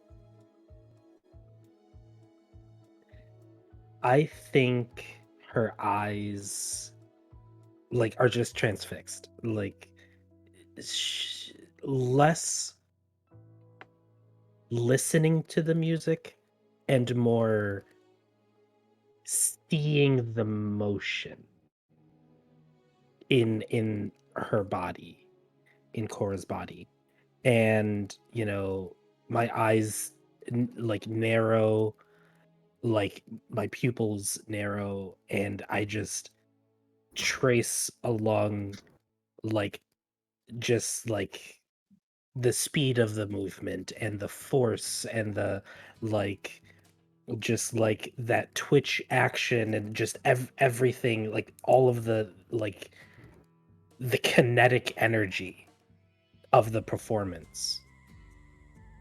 And instead of like hearing the music, I more feel the music as vibration, and just kind of think to myself like the way this person moves reminds me of hunts when I was young. Like, not as something that I would hunt, but as a fellow hunter next to me.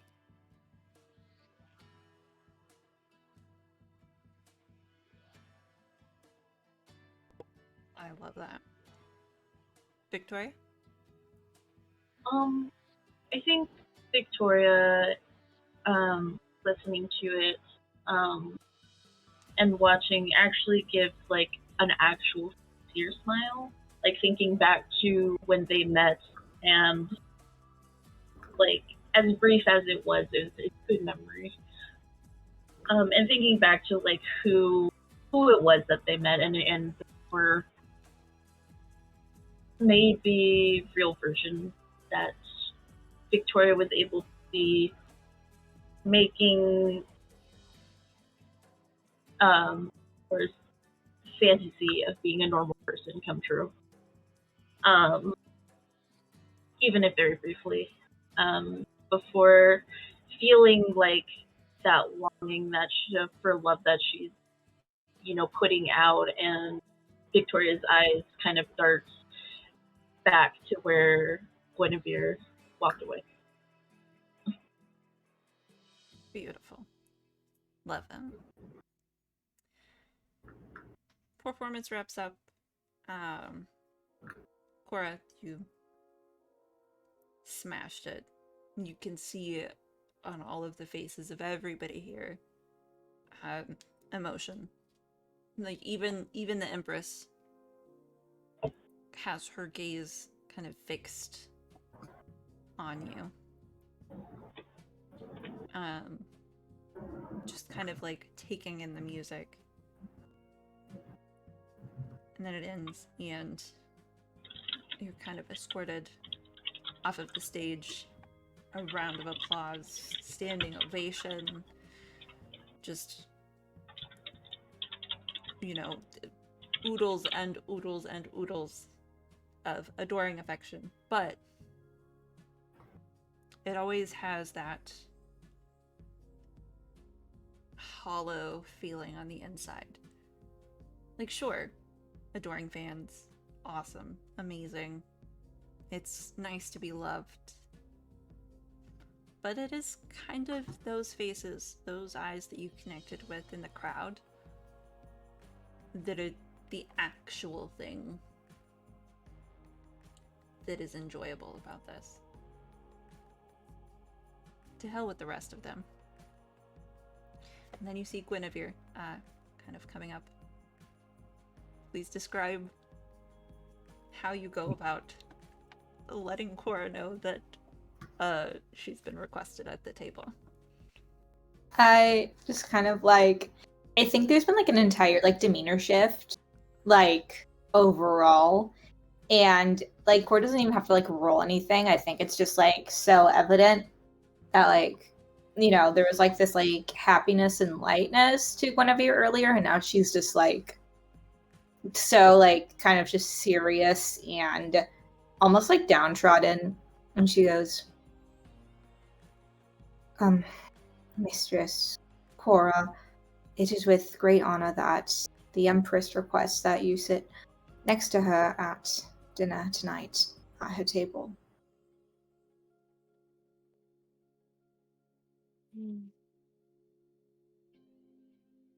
Very well. You okay, darling?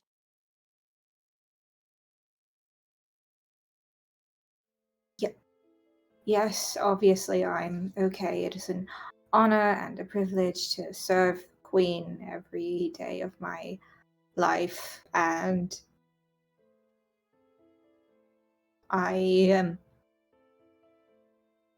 she just kind of trails off and looks over to the side because she doesn't know how to answer that.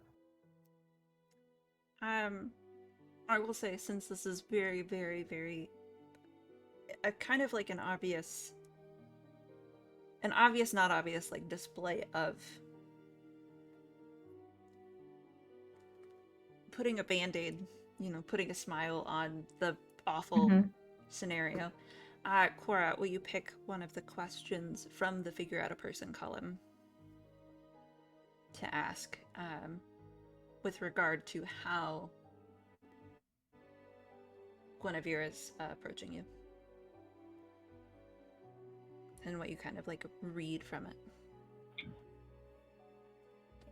Okay.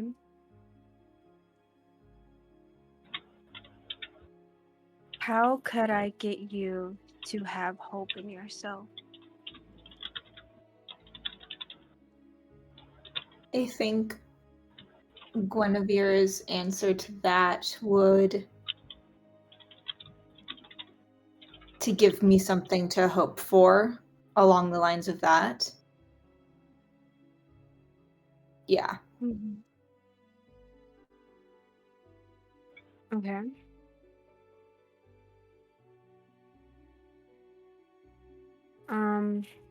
I would like to influence with a string. Okay. Oh. And I would like to spend my string to offer them an XP to do something. Okay. And I want them to sit by my side, right beside the queen, with her chin up, smile on her face, and eat with me. And then leave with me if she wants to. How do you kind of direct that into happening? Like, how do you convey that that's what she needs to do? I kind of smile and kind of rub her shoulder a little bit and trail my fingers down, and I say, well, since I am asked for, why don't you join us? I am in need of, most likely, probably a new stylist. Would I you?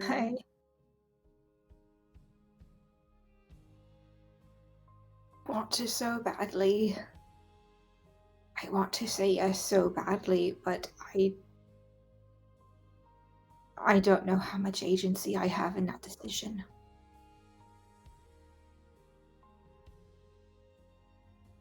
Mhm. Well, we should see about that, shall we? Okay. Yes. Okay. Well, if you don't leave with me, then I sure hope you leave with somebody, darling. Because I can promise you, you're not going to stay here much longer.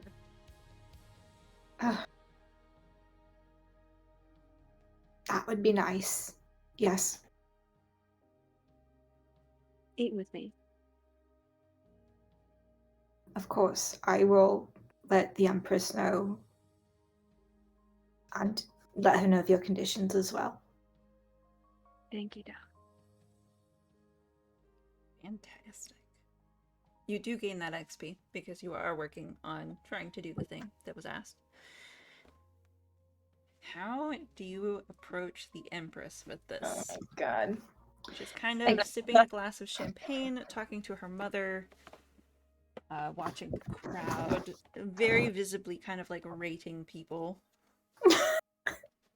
I would love to be in that conversation, though. Like, not gonna lie. She's I like, want. they're looking around like, her mom is like, what about the general? And the Empress is kind of like looks over like, anybody with that much love for me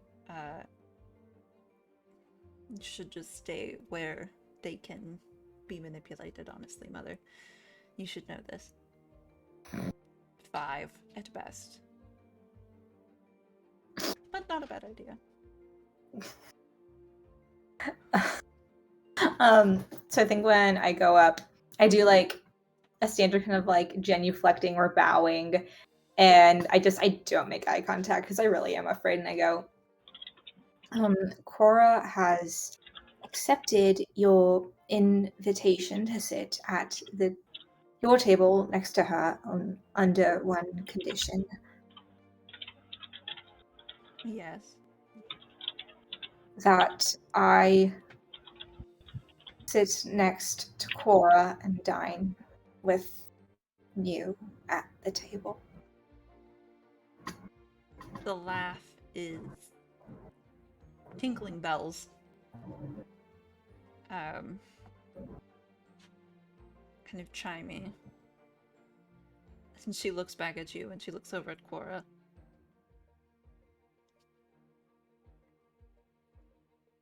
I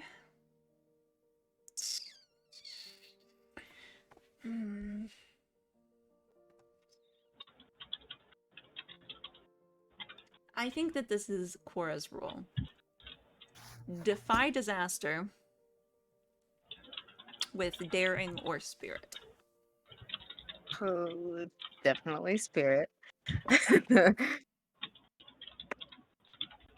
9. Not bad. Not bad.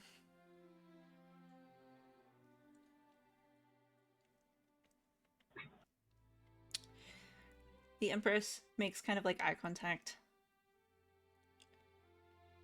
Looks back down to Guinevere.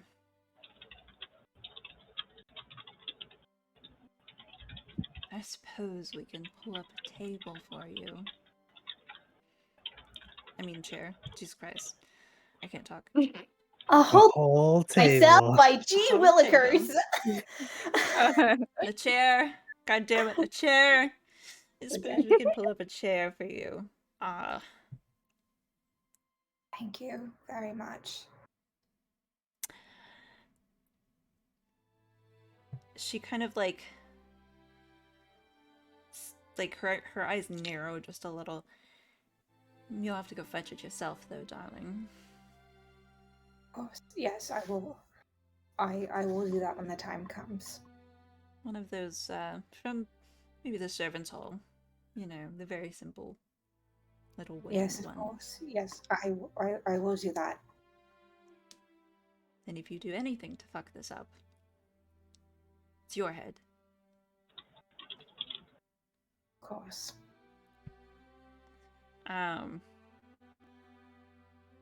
We move on. Is there anything that anybody would like to do during this time of kind of like just mingling, sipping drinks, dancing? I think Victoria's going to go out of her way to bump into To who? Cora. Okay. For sure. Easy enough to do. Yeah, just like literally just give her a little bump, like it was an accident, and just say in a small whisper, "Fancy seeing you." Oh my goodness, Victoria. Again. What are you doing here? Decided to crash a party. You should be the big event. Yes. Big event. Well, how do you plan on crashing this party? I already did. But I have plans. Oh? Don't worry your head about it. I don't want you to get into trouble. That's my job. Darling, you know me. Trouble is my third middle name. Is there about the other two who left him? Well, yes. They are danger and excitement. Come on. I need something to ease this tension that is, everything. Tell me.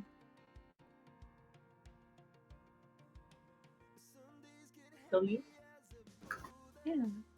What is your plan? I'm just looking for a child. Oh? Believe me, I can help you find. I have ways. From what I saw, you'd have taken a liking to her. The Empress. No. You It looks don't like I have to- hang out with empresses. I mean, darling, I'm pretty sure you can hang out with anybody. I could, but I like them. Who is this person? Well, why don't you figure it out and come back to me? Okay, I'm just really. I can't give you any straightforward answer. Not the way. Are you sure? I think it's more fun this way. You fancy games, don't Maybe just a little. you? I think it's more than a little. Okay, fine. Maybe a lot. You can roll to figure out a person if you would like. Oh my god, yes, please. It is probably up. It is. I rolled a 6. It had to come to roost at some point. It had to happen, you know? Right. What happened with failed? It had to happen. No, I failed. 6 is a downbeat. You Mhm. find yourself absolutely befuddled. And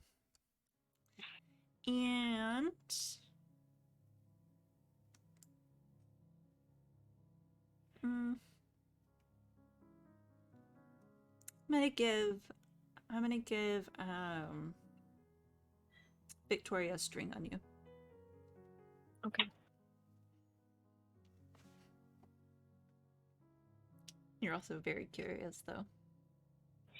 Mhm. Befuddled, curious, intrigued. Interesting. Ruben, is Gazelle doing anything? I might have a move. Ooh, what you doing? What you doing? Um, What the you dream doing? mirror. So the dream mirror has a special section called insight. And you gain insight into yourself, or other people, or more into yourself, yeah. And it's called Tangled Up. When someone else wants you to do something for them, if you do it, they must show approval, gratitude, or admiration. If you don't do it, they mark a condition, and if you pursue your desires instead, gain 1 insight. Okay. I think that Cor really wants me to tell you, but I'm not going to do it. Ooh. That's definitely marking one like in your favor. And since this is a one shot, if I gain 1 insight, which I have now, then I ask a self-reflection question. Okay. What have you recently discovered about yourself that makes you be proud to be you?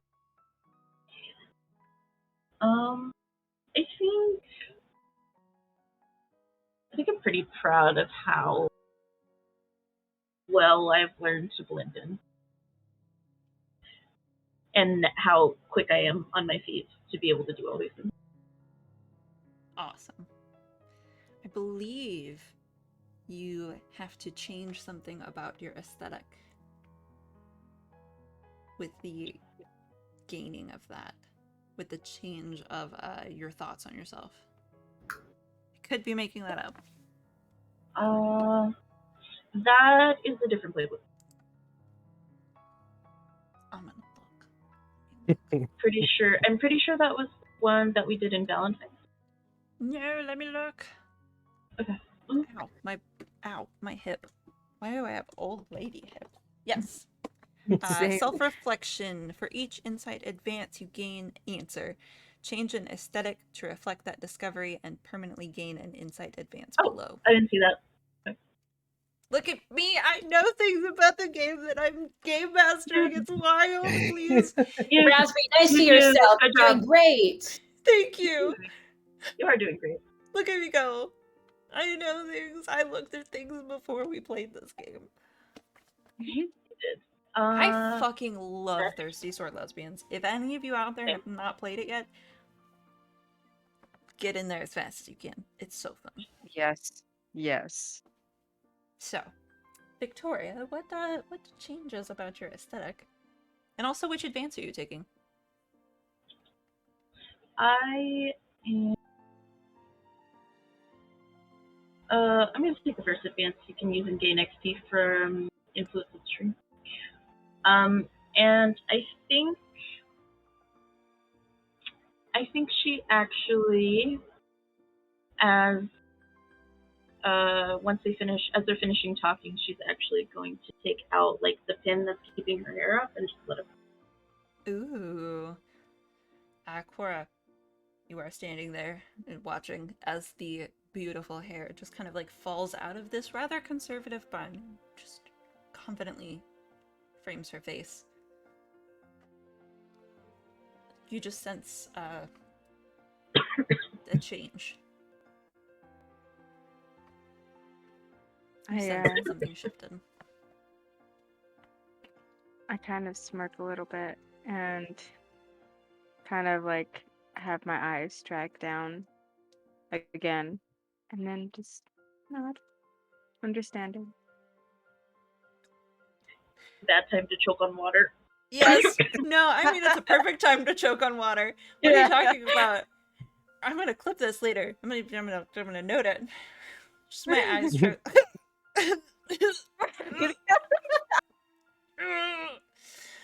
In the meantime, Gazelle, you also saw that. I'm just saying. You also see you see this conversation between Cora and Victoria, and you watch the hair come down. It's, something changed. Something changed in that moment. It's definitely interesting to me, but I'm trying to decide between two very different courses of action that lead to the same thing. One is definitely a lot more brazen than the other. I love it. I'm trying to decide. Has Guinevere gone to go fetch her chair? I guess depending on what time it is, like I guess the closer to mealtime it gets, I would get my chair. Okay. Sure. We can say it's like a little like the convergence of Victoria and Cora bumping into each other and Guinevere darting off to go and grab a chair. Okay, cool. Is roughly happening at the same time. Okay. Like I have had interactions with Guinevere in the past. So I know that I could speak to her. But to get what I want, I'm not sure if Guinevere could get it for me.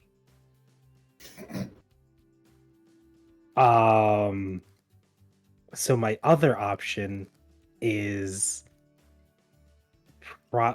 approaching the Empress directly. But that's risky. I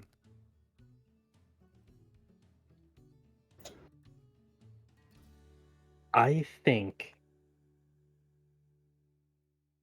I mean, hey, I have Shameless and Big Dyke Energy already active, so I'm gonna go approach God. the Empress. It's like a record scratches in the room. I'm gonna start playing taps. Record scratch, freeze frame. You're probably wondering how I got into this position.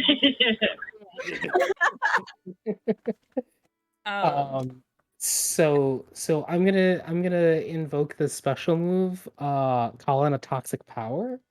Ooh. So when I parlay with a toxic power, I get to ask it a question and I get to roll spirit. Okay. Which also I figure that this is very shameless. So I'm also going to do it aloud. Okay. For more than just her to hear. At the very least, like the closest cadre. Which potentially will give me a string on will give them a string on me, but I get to ask another question. So let me roll my spirit really quick. Okay. Let's see. I think spirit is straight for me. Yeah. So that's a 7. Um, and I walk up to the Empress a safe distance. Like I don't get up in her grill. Mm-hmm. I walk up to her and I'm like, Your Majesty. I turn slightly, look over my shoulder, and point at the general. I want her job. Oh shit. Okay. I got a 7, so um for one, they get a string on me. The Empress gets a string on me. For one.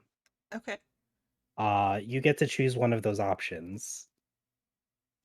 Um and I also get to ask off of, was it figure out a person? I am not sure. Yeah, figure out. So so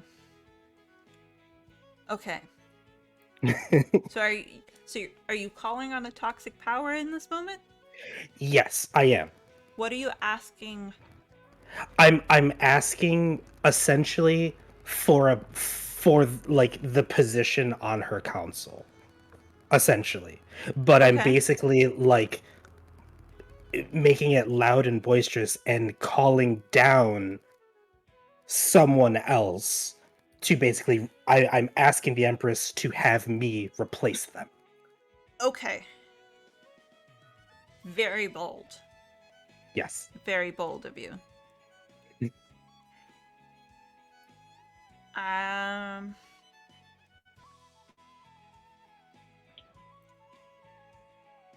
Okay.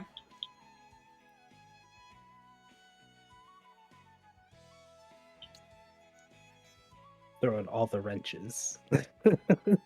Yes. You guys always find a way.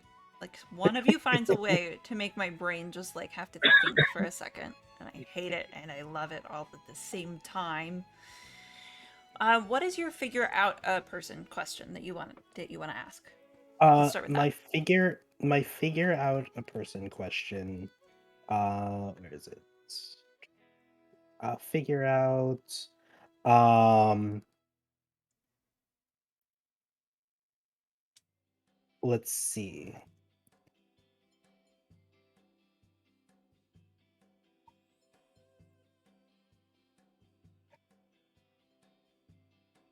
My figure out is how could I get you? Um, well, no. That's kind of what I'm already doing. Um,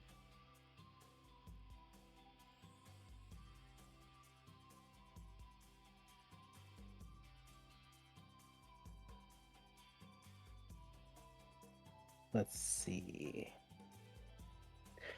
What do you hope to get from your consorts? Ooh. Fancy question. Also out loud or just That one's not out loud. just ask kind of like asking the It's the power? declaration. Yeah, it's the declaration for power that is the out loud thing. Got you. Okay. Got you. Okay.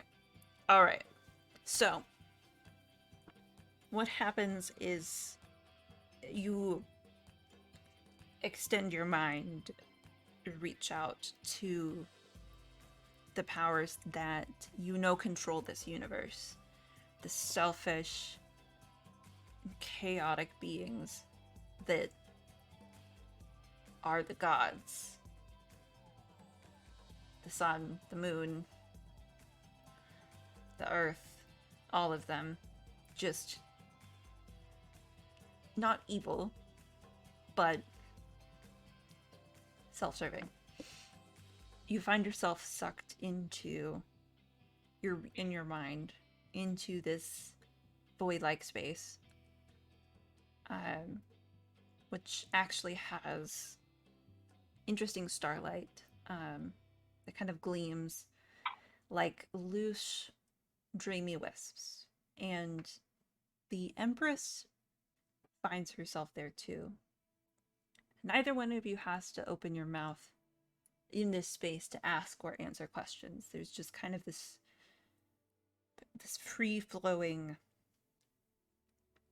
communication. And these shadowy arms kind of like reach out from the light, hover around you. First one face, then another, then another. You ask the void for power. The end and the beginning. What are you willing to give?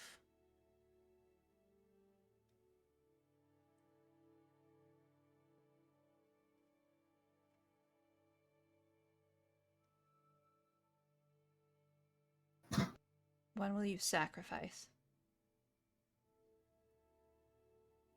What do I have left? That's a question for you.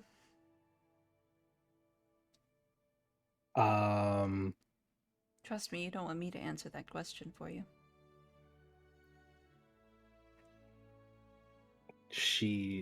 I think to myself, she's taken my village and made it into something it's not. This isn't the Empress that's asking you this. This is the Oh, void. this is something. Oh. This is the toxic power. This is the void.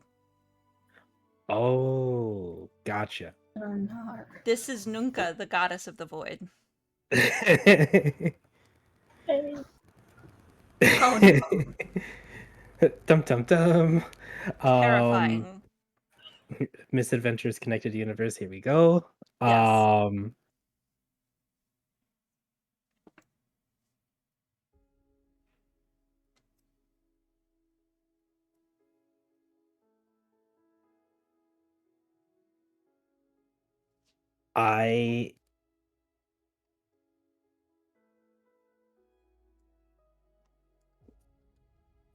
Oh man.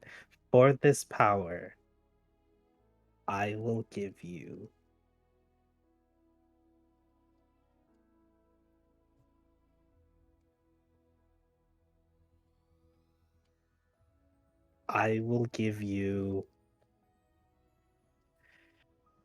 my hunts. I'm hunting the Empress and I'll deliver her to you. Instead of take that kill for myself.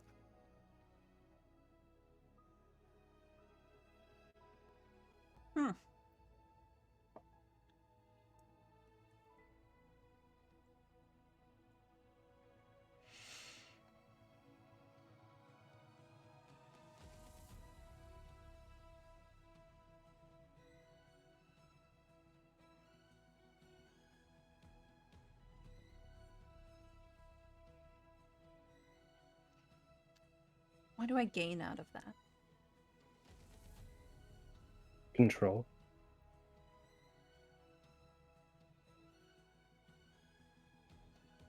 I plan to end her life. But giving you my hunt means you decide what happens. I think I have something much better. But your wish is granted. And you sense, you watch as the arms kind of wrap around the Empress. And her eyes kind of go a little hazy for a second. One of those many masks placed on her face. And then fades. And then your figurative person question was what again? What do you hope to get from your consorts? You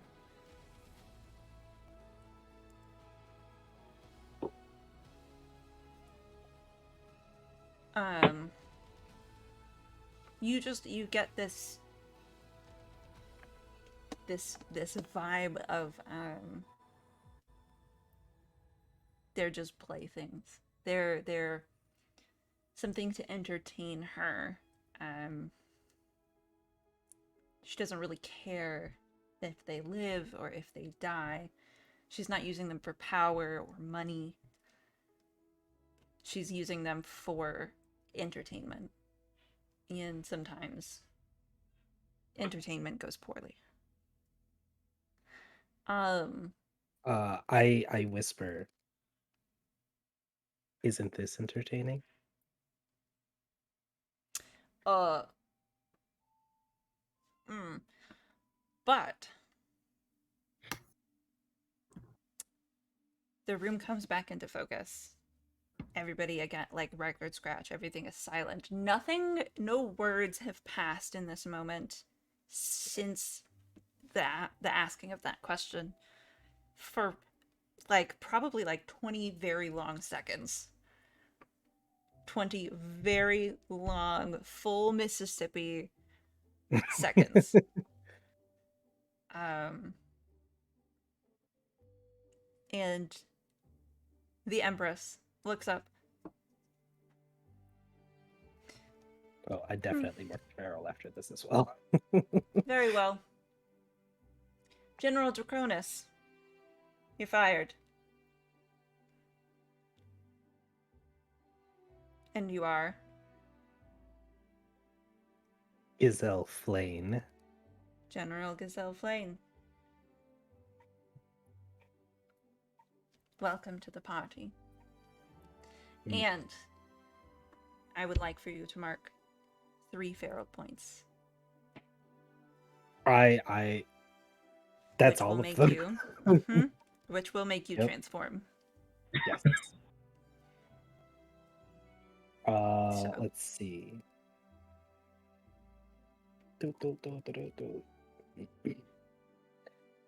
So, this mane of hair just kind of like elongates and gets kind of coarse, like it's more fur than hair at this point. It's still like a full, like flared out mane, but the body kind of takes its cue from that. I grow slightly larger. My teeth elongate, the eyes narrow to pinpricks, and just glow with a golden, otherworldly light to them. Claws extend. I have an orb at my side, and that orb is what actually tethers my sword together. The orb just shatters and bone grows out from my claws. And I just it's not quite a wolf, it's not quite a cat, somewhere in between this black gray pelt and just bone for fingers almost. Just presence. Love it. Roll your daring. Yes.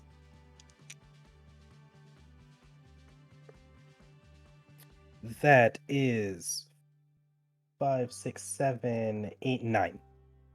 9. So 9. you will choose 1. You are in harmony with your beast and may clear a condition. You don't have any conditions. I don't have Your magnificent and little escapes your notice. You gain leverage or an opportunity with a monster. Pain is nothing to you. Ignore the next time you would stagger while transformed, and you can move in ways no ordinary person could. I am going to say I have magnificent, as from this elevated platform, I stare down at Draconis. I love it. Draconis looks incredibly shocked and is going to draw her sword. It is at this time, Guinevere, you come back holding a Walks back chair. in the... It's the community gift. It's the community gift.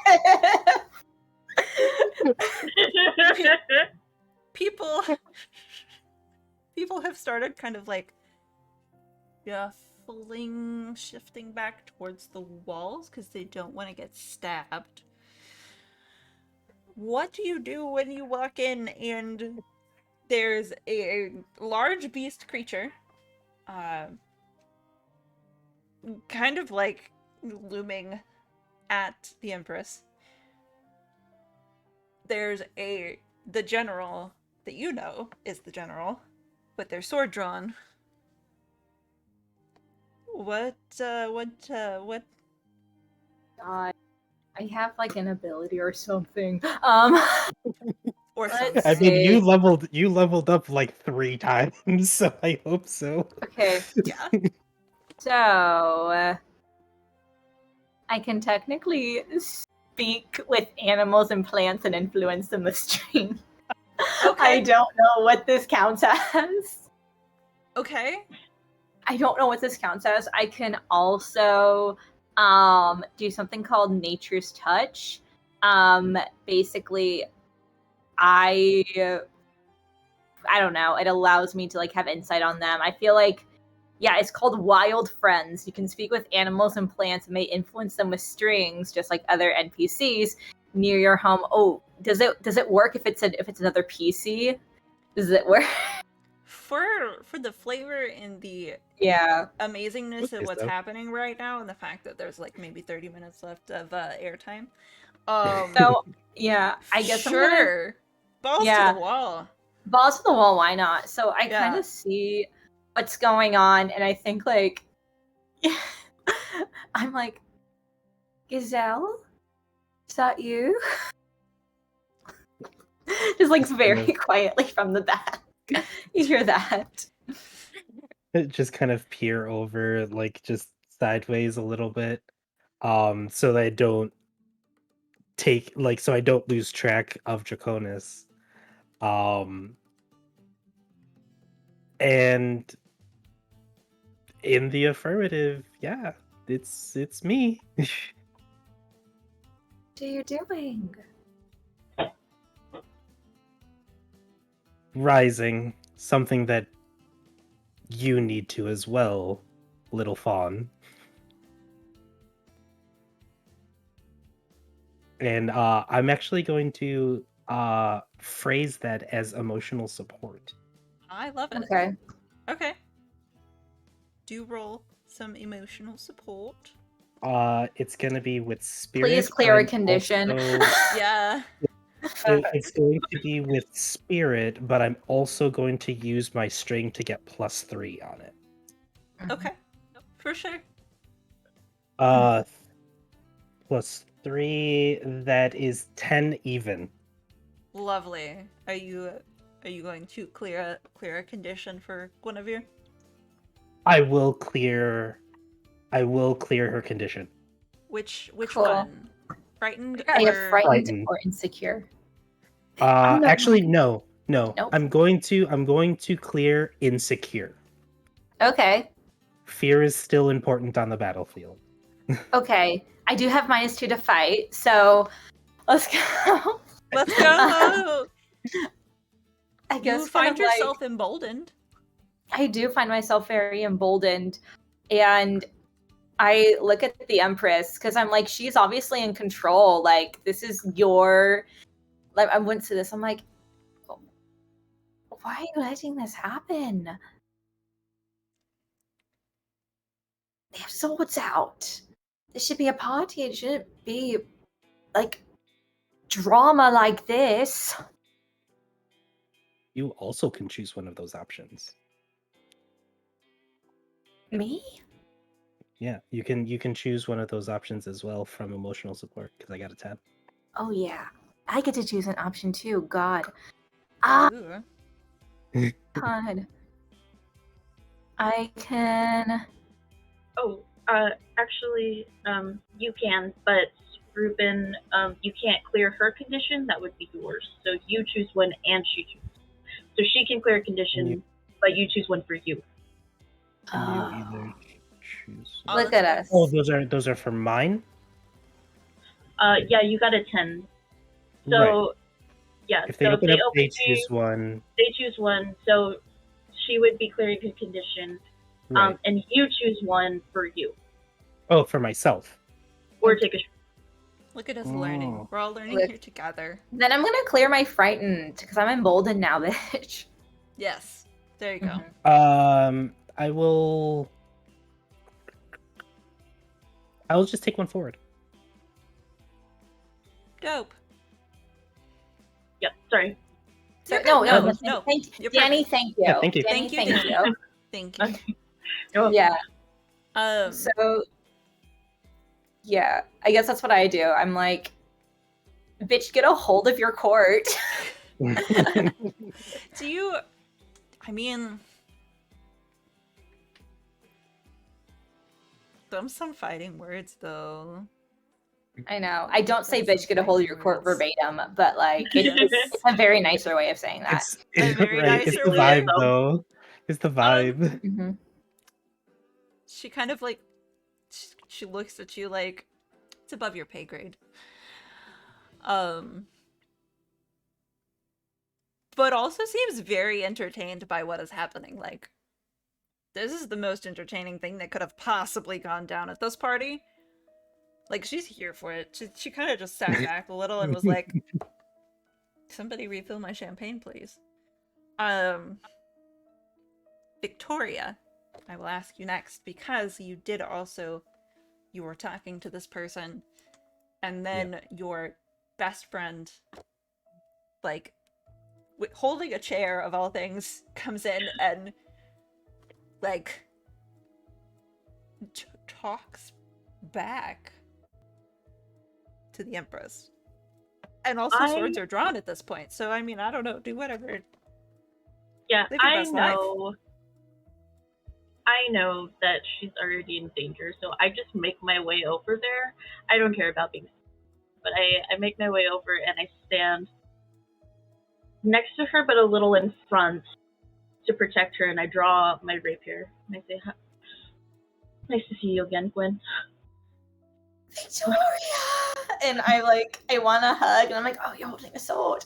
I can't hug you. It's fine. And you're I'm holding hugging you in my mind.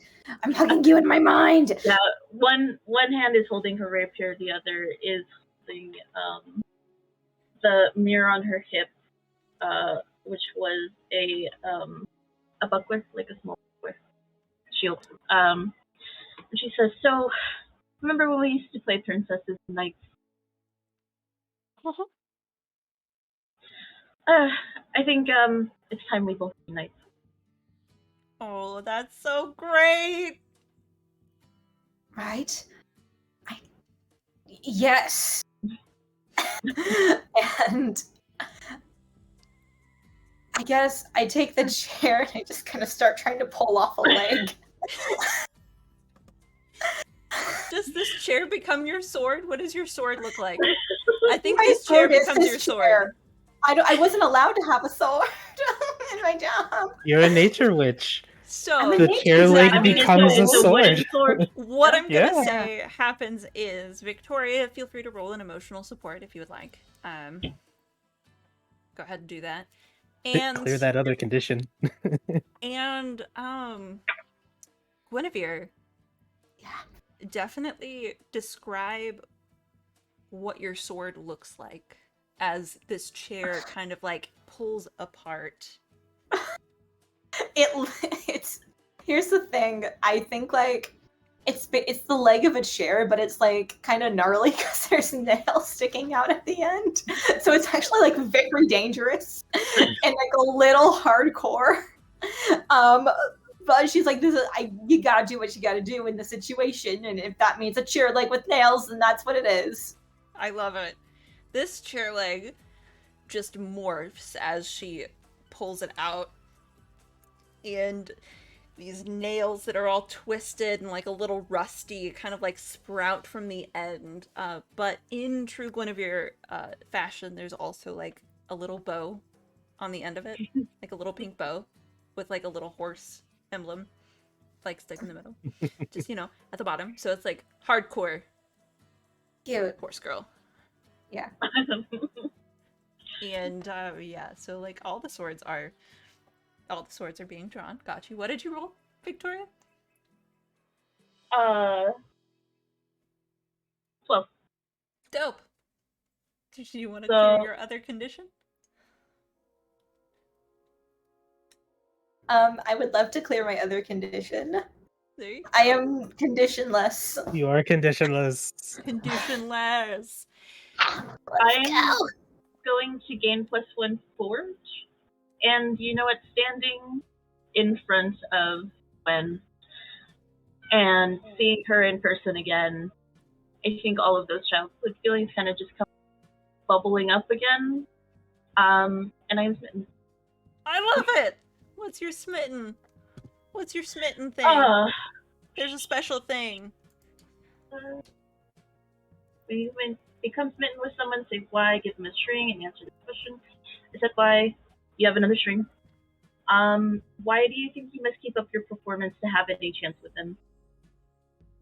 I think I've kind of always sort of filled that role of protector, and I felt like I lost it, and I'm trying to gain it back.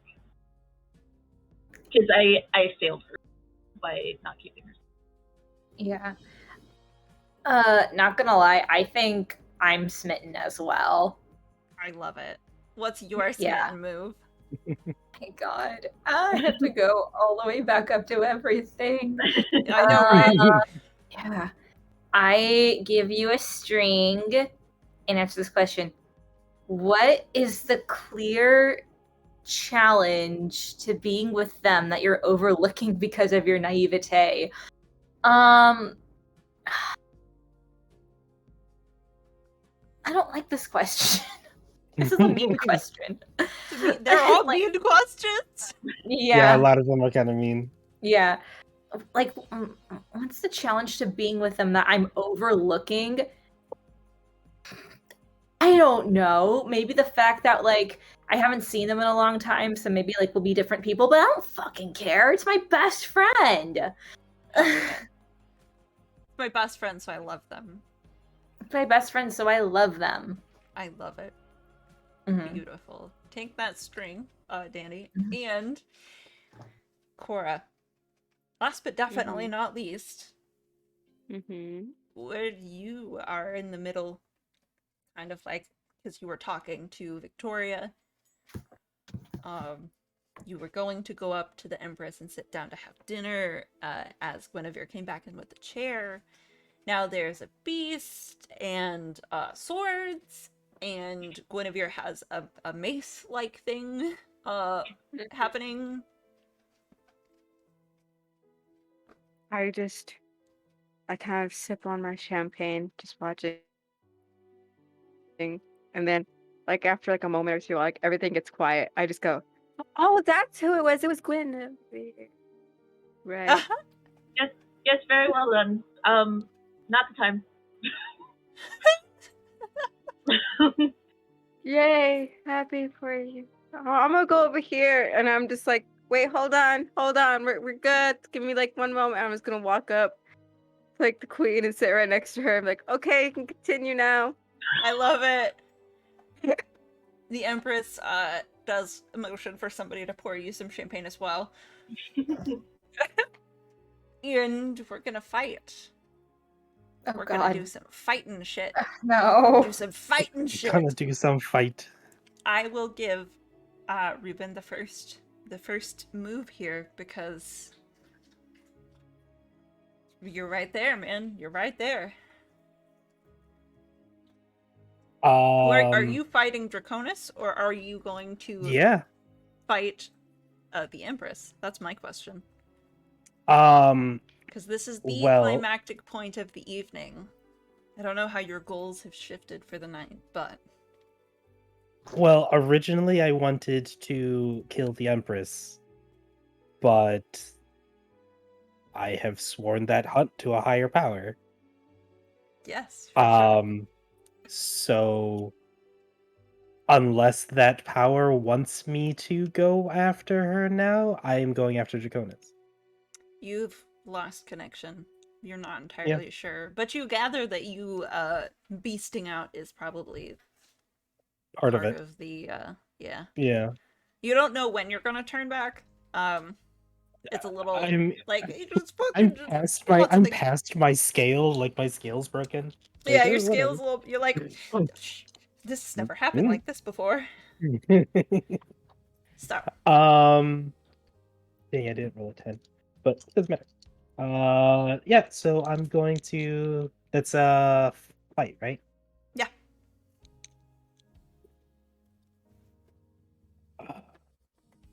And I'm taking one forward, so that's 10. Okay. Choose 3. Your opponent chooses 1 to apply to you in response. So choose 3 from the list. Flirt with or provoke your opponent and gain a string. Through violence or cutting words, inflict a condition, create an opportunity for an ally through prowess or distraction, or take an object from your opponent or seize a superior position.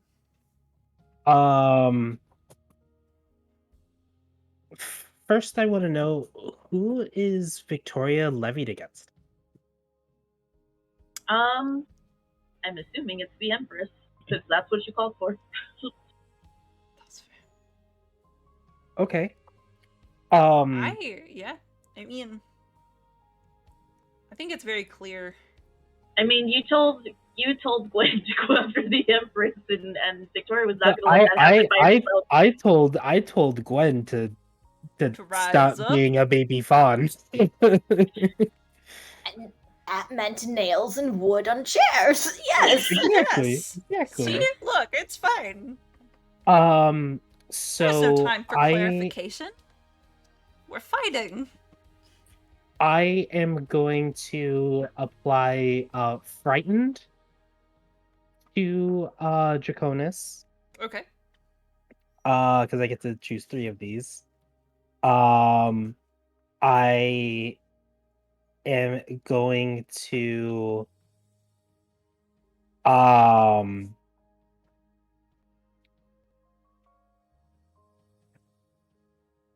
create an opportunity for Victoria. No, I'm going to create an opportunity for Guinevere Okay.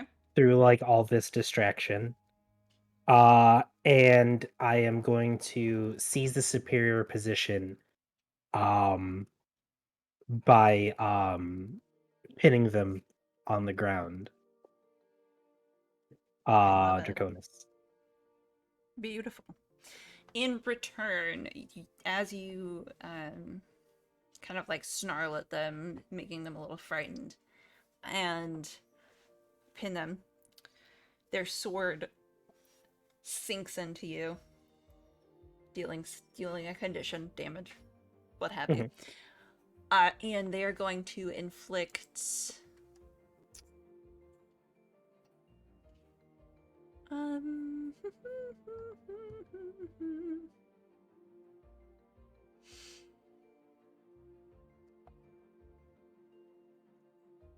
think they're going to inflict angry. Makes sense. Because you just got stabbed with the sword. Right. It's like, what the fuck, dude? And then I will pass it to Guinevere again. I don't know what to do. I've never done this kind of thing before. I look at Victoria and I'm like, what do I do? I mean, could use the distraction to just leave. What did you say, Danny? I said we could use this distraction to just leave.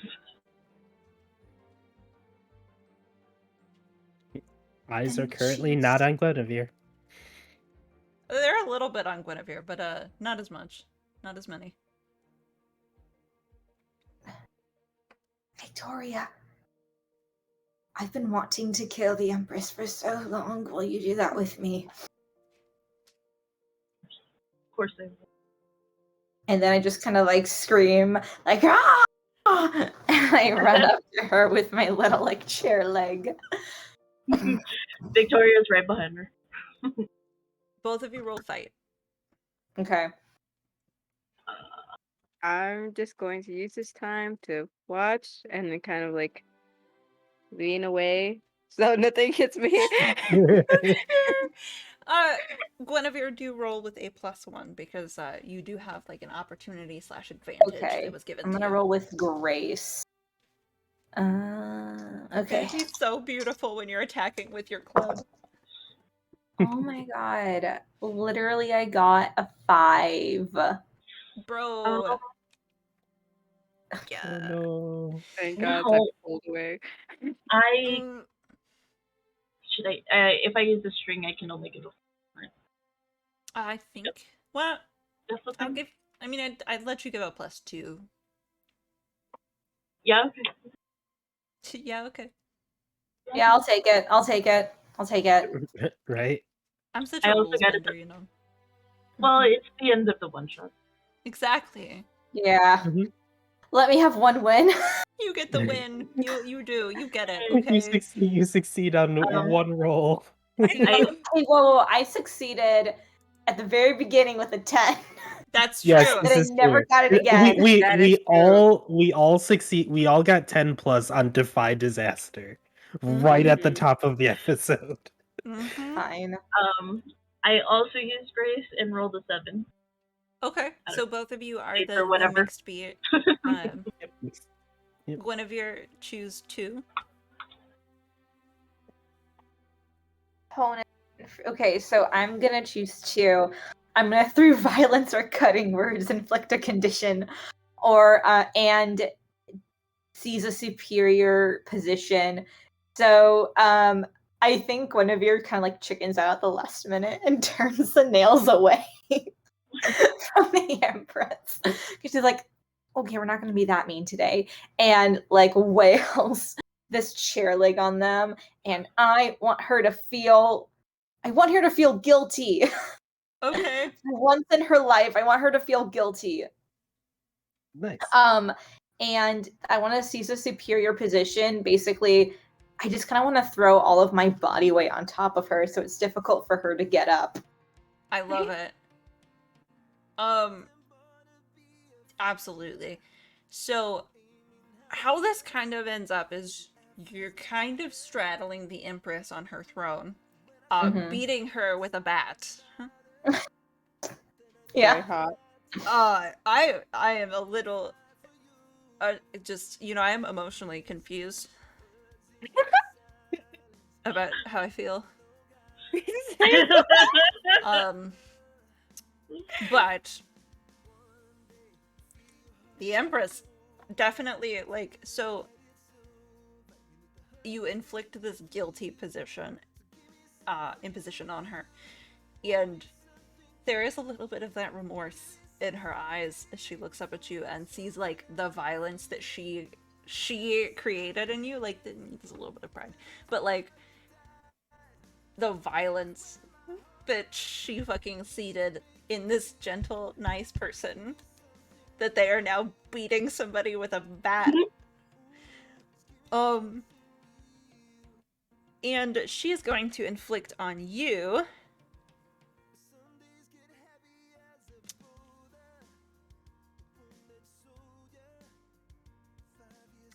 she is... Okay, I have a question for Danny, who is the knowledge keeper of this game. Yep. Can I choose the same one that they chose? Or does it have to be 3 different ones? Nope, you can choose him. Beautiful. So, she is going to seize a superior position. She's going to take the bat that is beating her over the face and kind of like thrust backwards so that you are pinned against the table with your nailed mace. She gets all up in your face. A little bit. What do you think you're doing? And then, Danny, what are your two? It is going to be also one of the same through violence or cutting words inflict a condition. But instead of cutting words, can I, like, as I'm turning with the mirrored buckler, can I, like, as I'm lashing out, can she see her reflection and just how horrible she has become? And do what? Just like how horrifying and terrible of a person she has become. Okay. And either maybe frightened Or what? make her feel frightened or hopeless. Okay. I think we'll do frightened. Cool. I think we'll do frightened. She sees that reflection in the mirror, kind of sees the weird, the power that she wanted, and also how she's carrying her power. Kind of sees the terror that she's causing on a lot of people's faces, including her mother's. Her mother is kind of like looking at her like,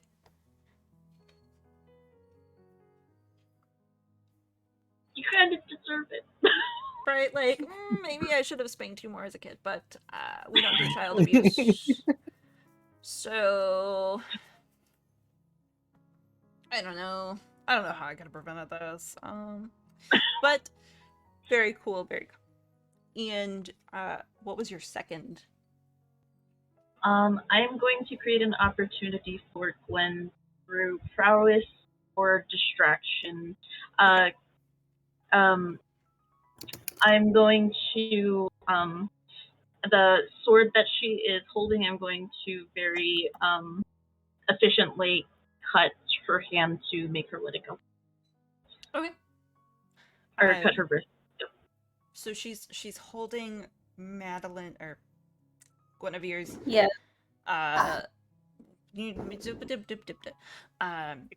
mace sword thing against her, and she gets that slash, and it kind of like reflexively makes her drop it. She looks over, and unless Alexi, you would like Cora to do anything,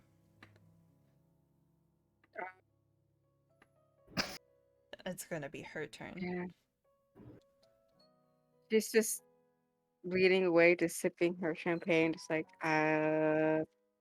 not my fight. That's Nope. fair. That's absolutely Go for fair. it. I love it. That's my favorite thing. Can I kick Cora's chair in the middle of all of this?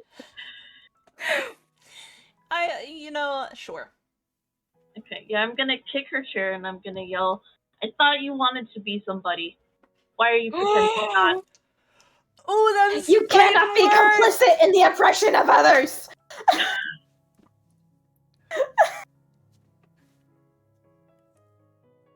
First of all, darling, Now's your fucking chance.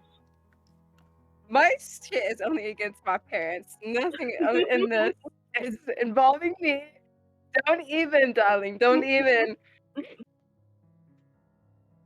fuck it. God damn it. Because I was gonna roll. I was gonna Right. roll to try to like figure out a person, or I don't know, entice in some way. Oh, should I Be the entice? predator that you Should I actually entice are. with that? Okay. So what's happening? Do you want me to roll something for that, or are you just gonna do it? I mean, Cora, are you gonna do the thing, or are you resisting? What do you want me to do? Oh, bitch.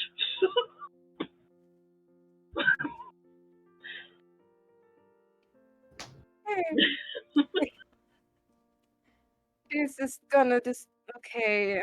She's gonna get up and then like straighten her dress a little bit, make sure all her titties are in, and just love it every time somebody says make sure all her titties are in. I'm like, how many does she have? 4? You never know. You never know. 3. Ah! An odd number.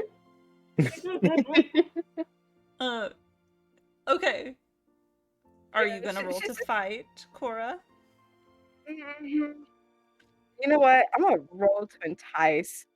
Okay. Just to the Empress is already like and foo foo haha with her. Sure, yeah. Okay. Sweet. Sweet, sweet, sweet, sweet, sweet, sweet. Fucking course. My dice love me. That's 13. 13? Yeah. Girl. What are the wait, 6 is that? Let me roll back up to the entice section, because I was on the fight section. My bad. No. How Gain a string of dare? them, and they How choose one. So you gain a string, Alexi. Okay. Another one The on her. Empress looks back at you. Uh-huh. She's injured at this point. Like, there's blood. There's blood. You know, her hair is a little messed up, but she does not look like she's guilty. She's afraid, sure, but it's really only visible kind of like in her eyes, because she's kind of perfected that art of maintaining composure. But she looks at you and kind of quirks a brow. I can promise you a lifetime free of your parents being whoever you want to be if you join me. Mm-hmm.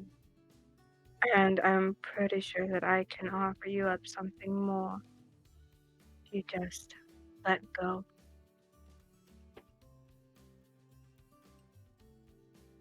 Do you want to influence her with a string? With all of her strings? Yeah. How many strings do you have on her at this point? 2. 2? Yeah, I'm gonna Okay. do. I'm gonna use all of them.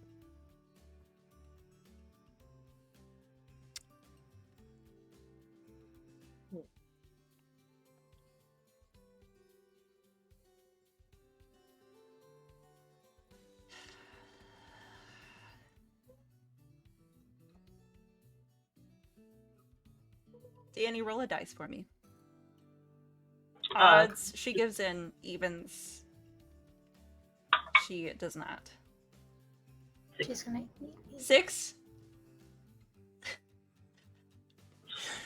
She laughs in this evil, fucking maniacal way. It just slashes out at Guinevere with her hand, like with her bare ass hand. It's got all kinds of rings on it. That didn't There's quite a- work how you wanted. There's a protect move. I think so. Where is I think it's in it? It's staggering is a reactive move. I don't know.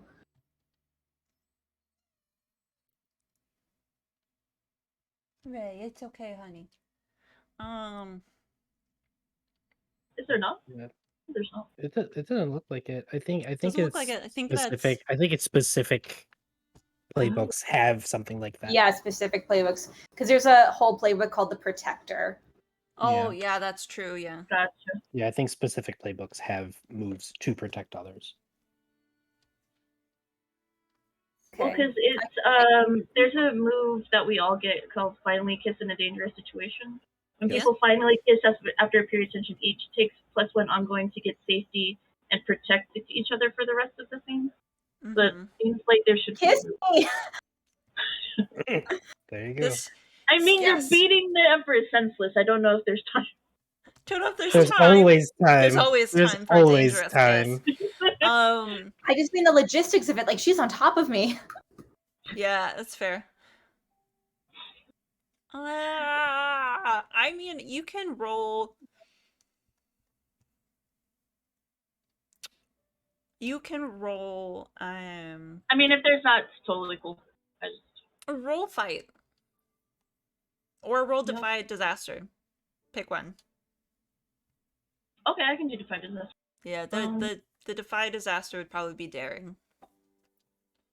So That is a daring bit.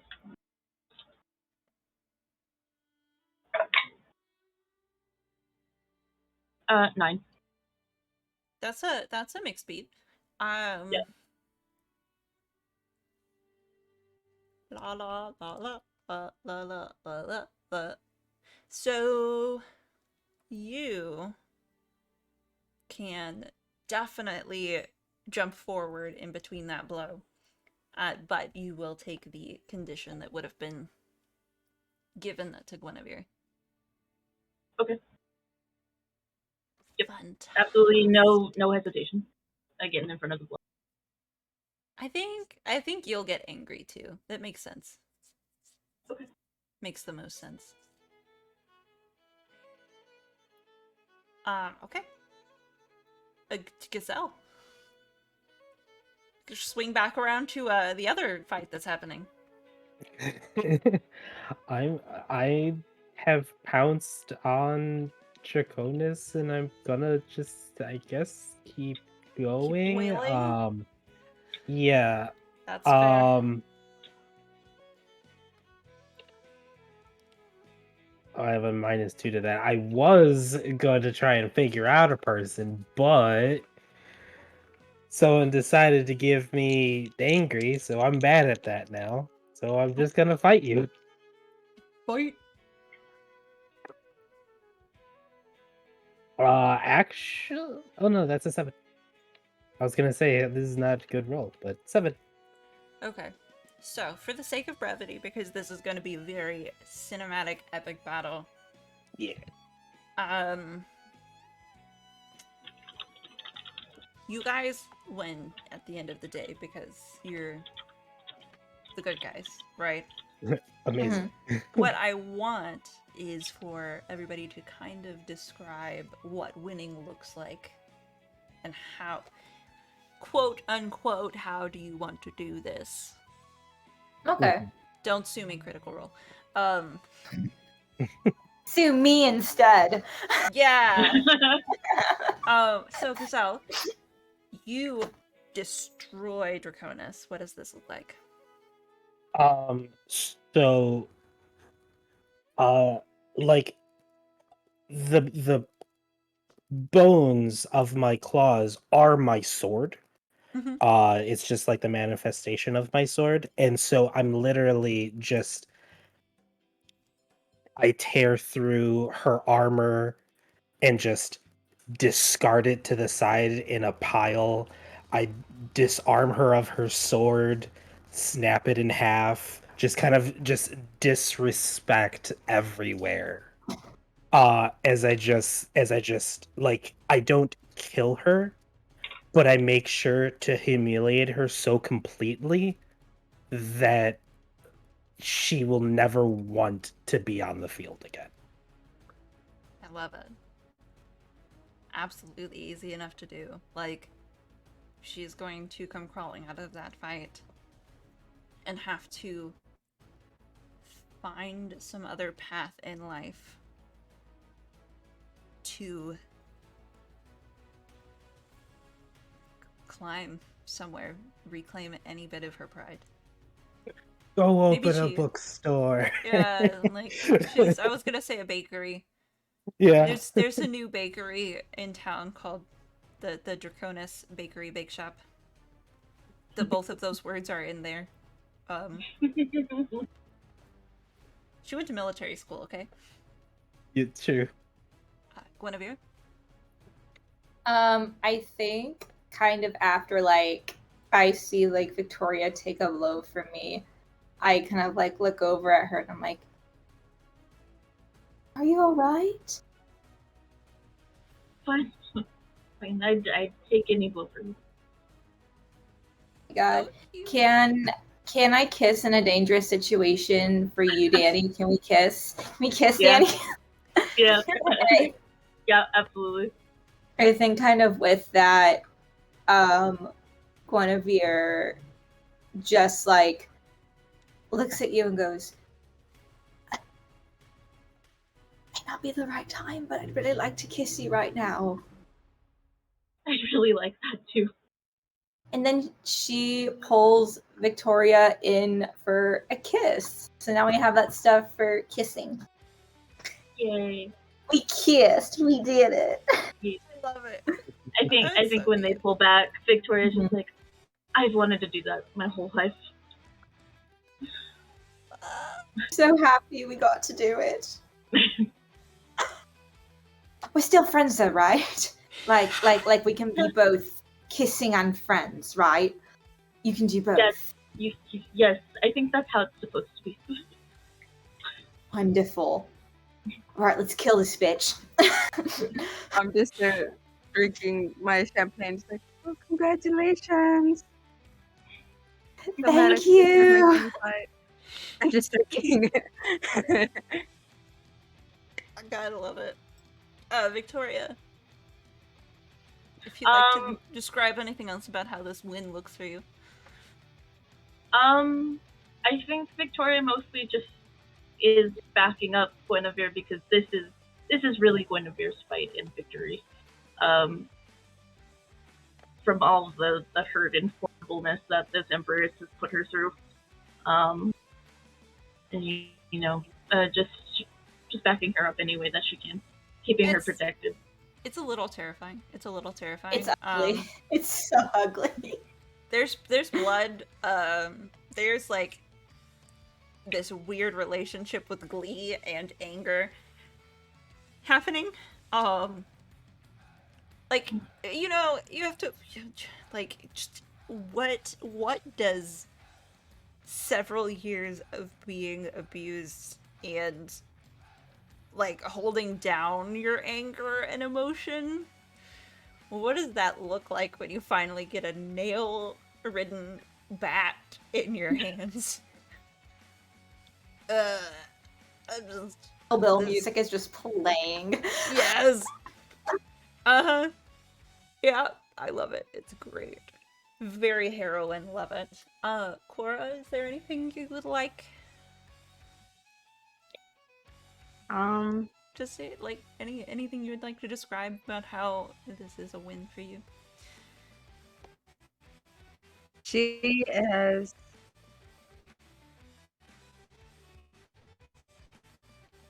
really happy about doing something for herself once, which is playing. And seeing that her music has maybe gave everybody a chance to be themselves and do something about it. She's just like, okay, now it's my turn. And then gets her shit and walks out. I love it.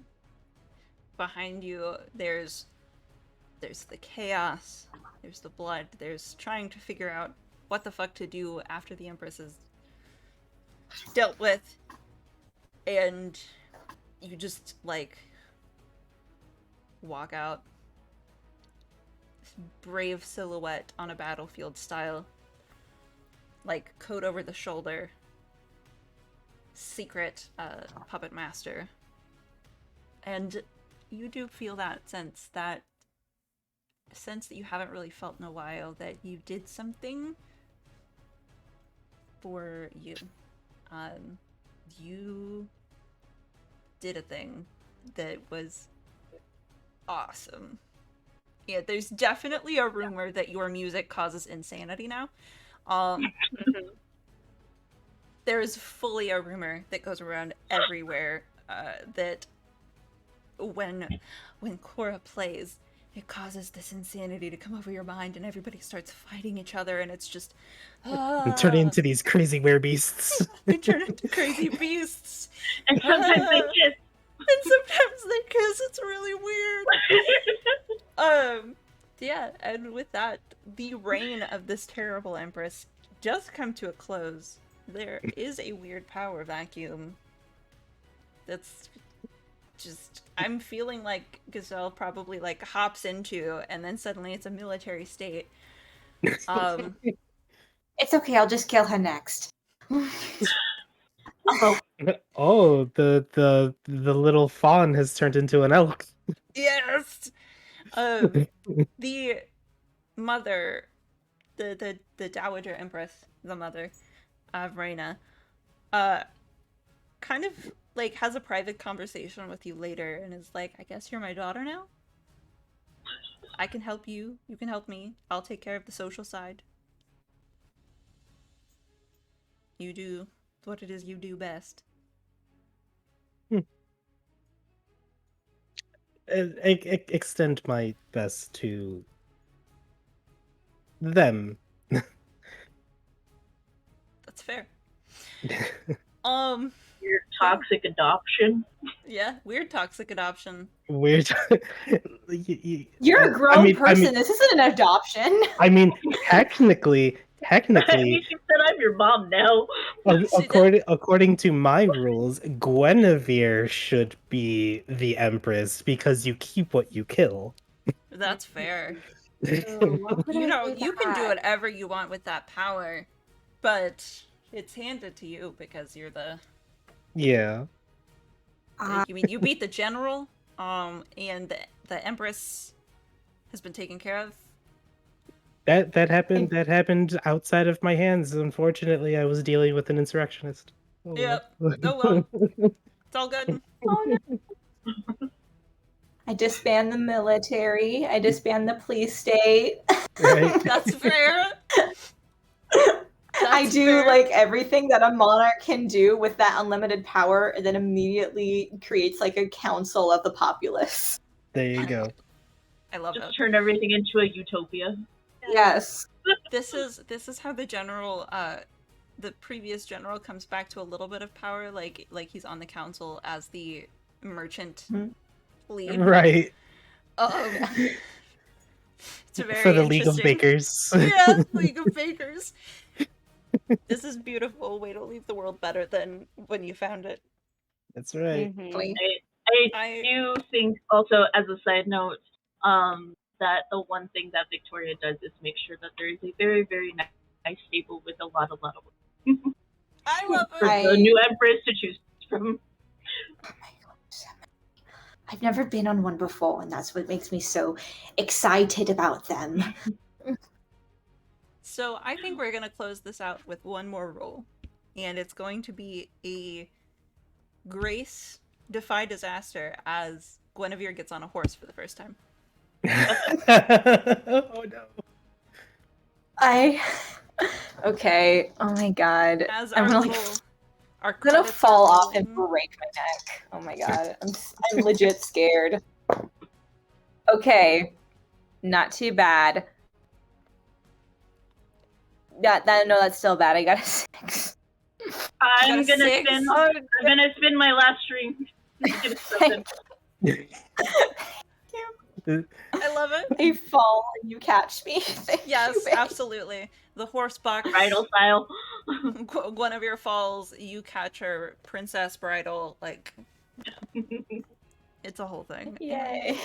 That's where we're gonna leave this. Thanks for watching. I'm so sorry that it's been like 3.5 hours, but I hope you guys had fun. And go be thirsty sword lesbians. I mean, don't brutality, but like, I mean, everybody.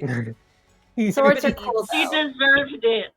Yeah. We deserve it. You Yeah. deserve to be a thirsty sword lesbian. Yes. Yes.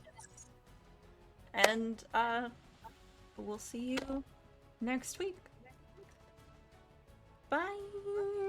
Bye. Bye. Stay thirsty, my friends.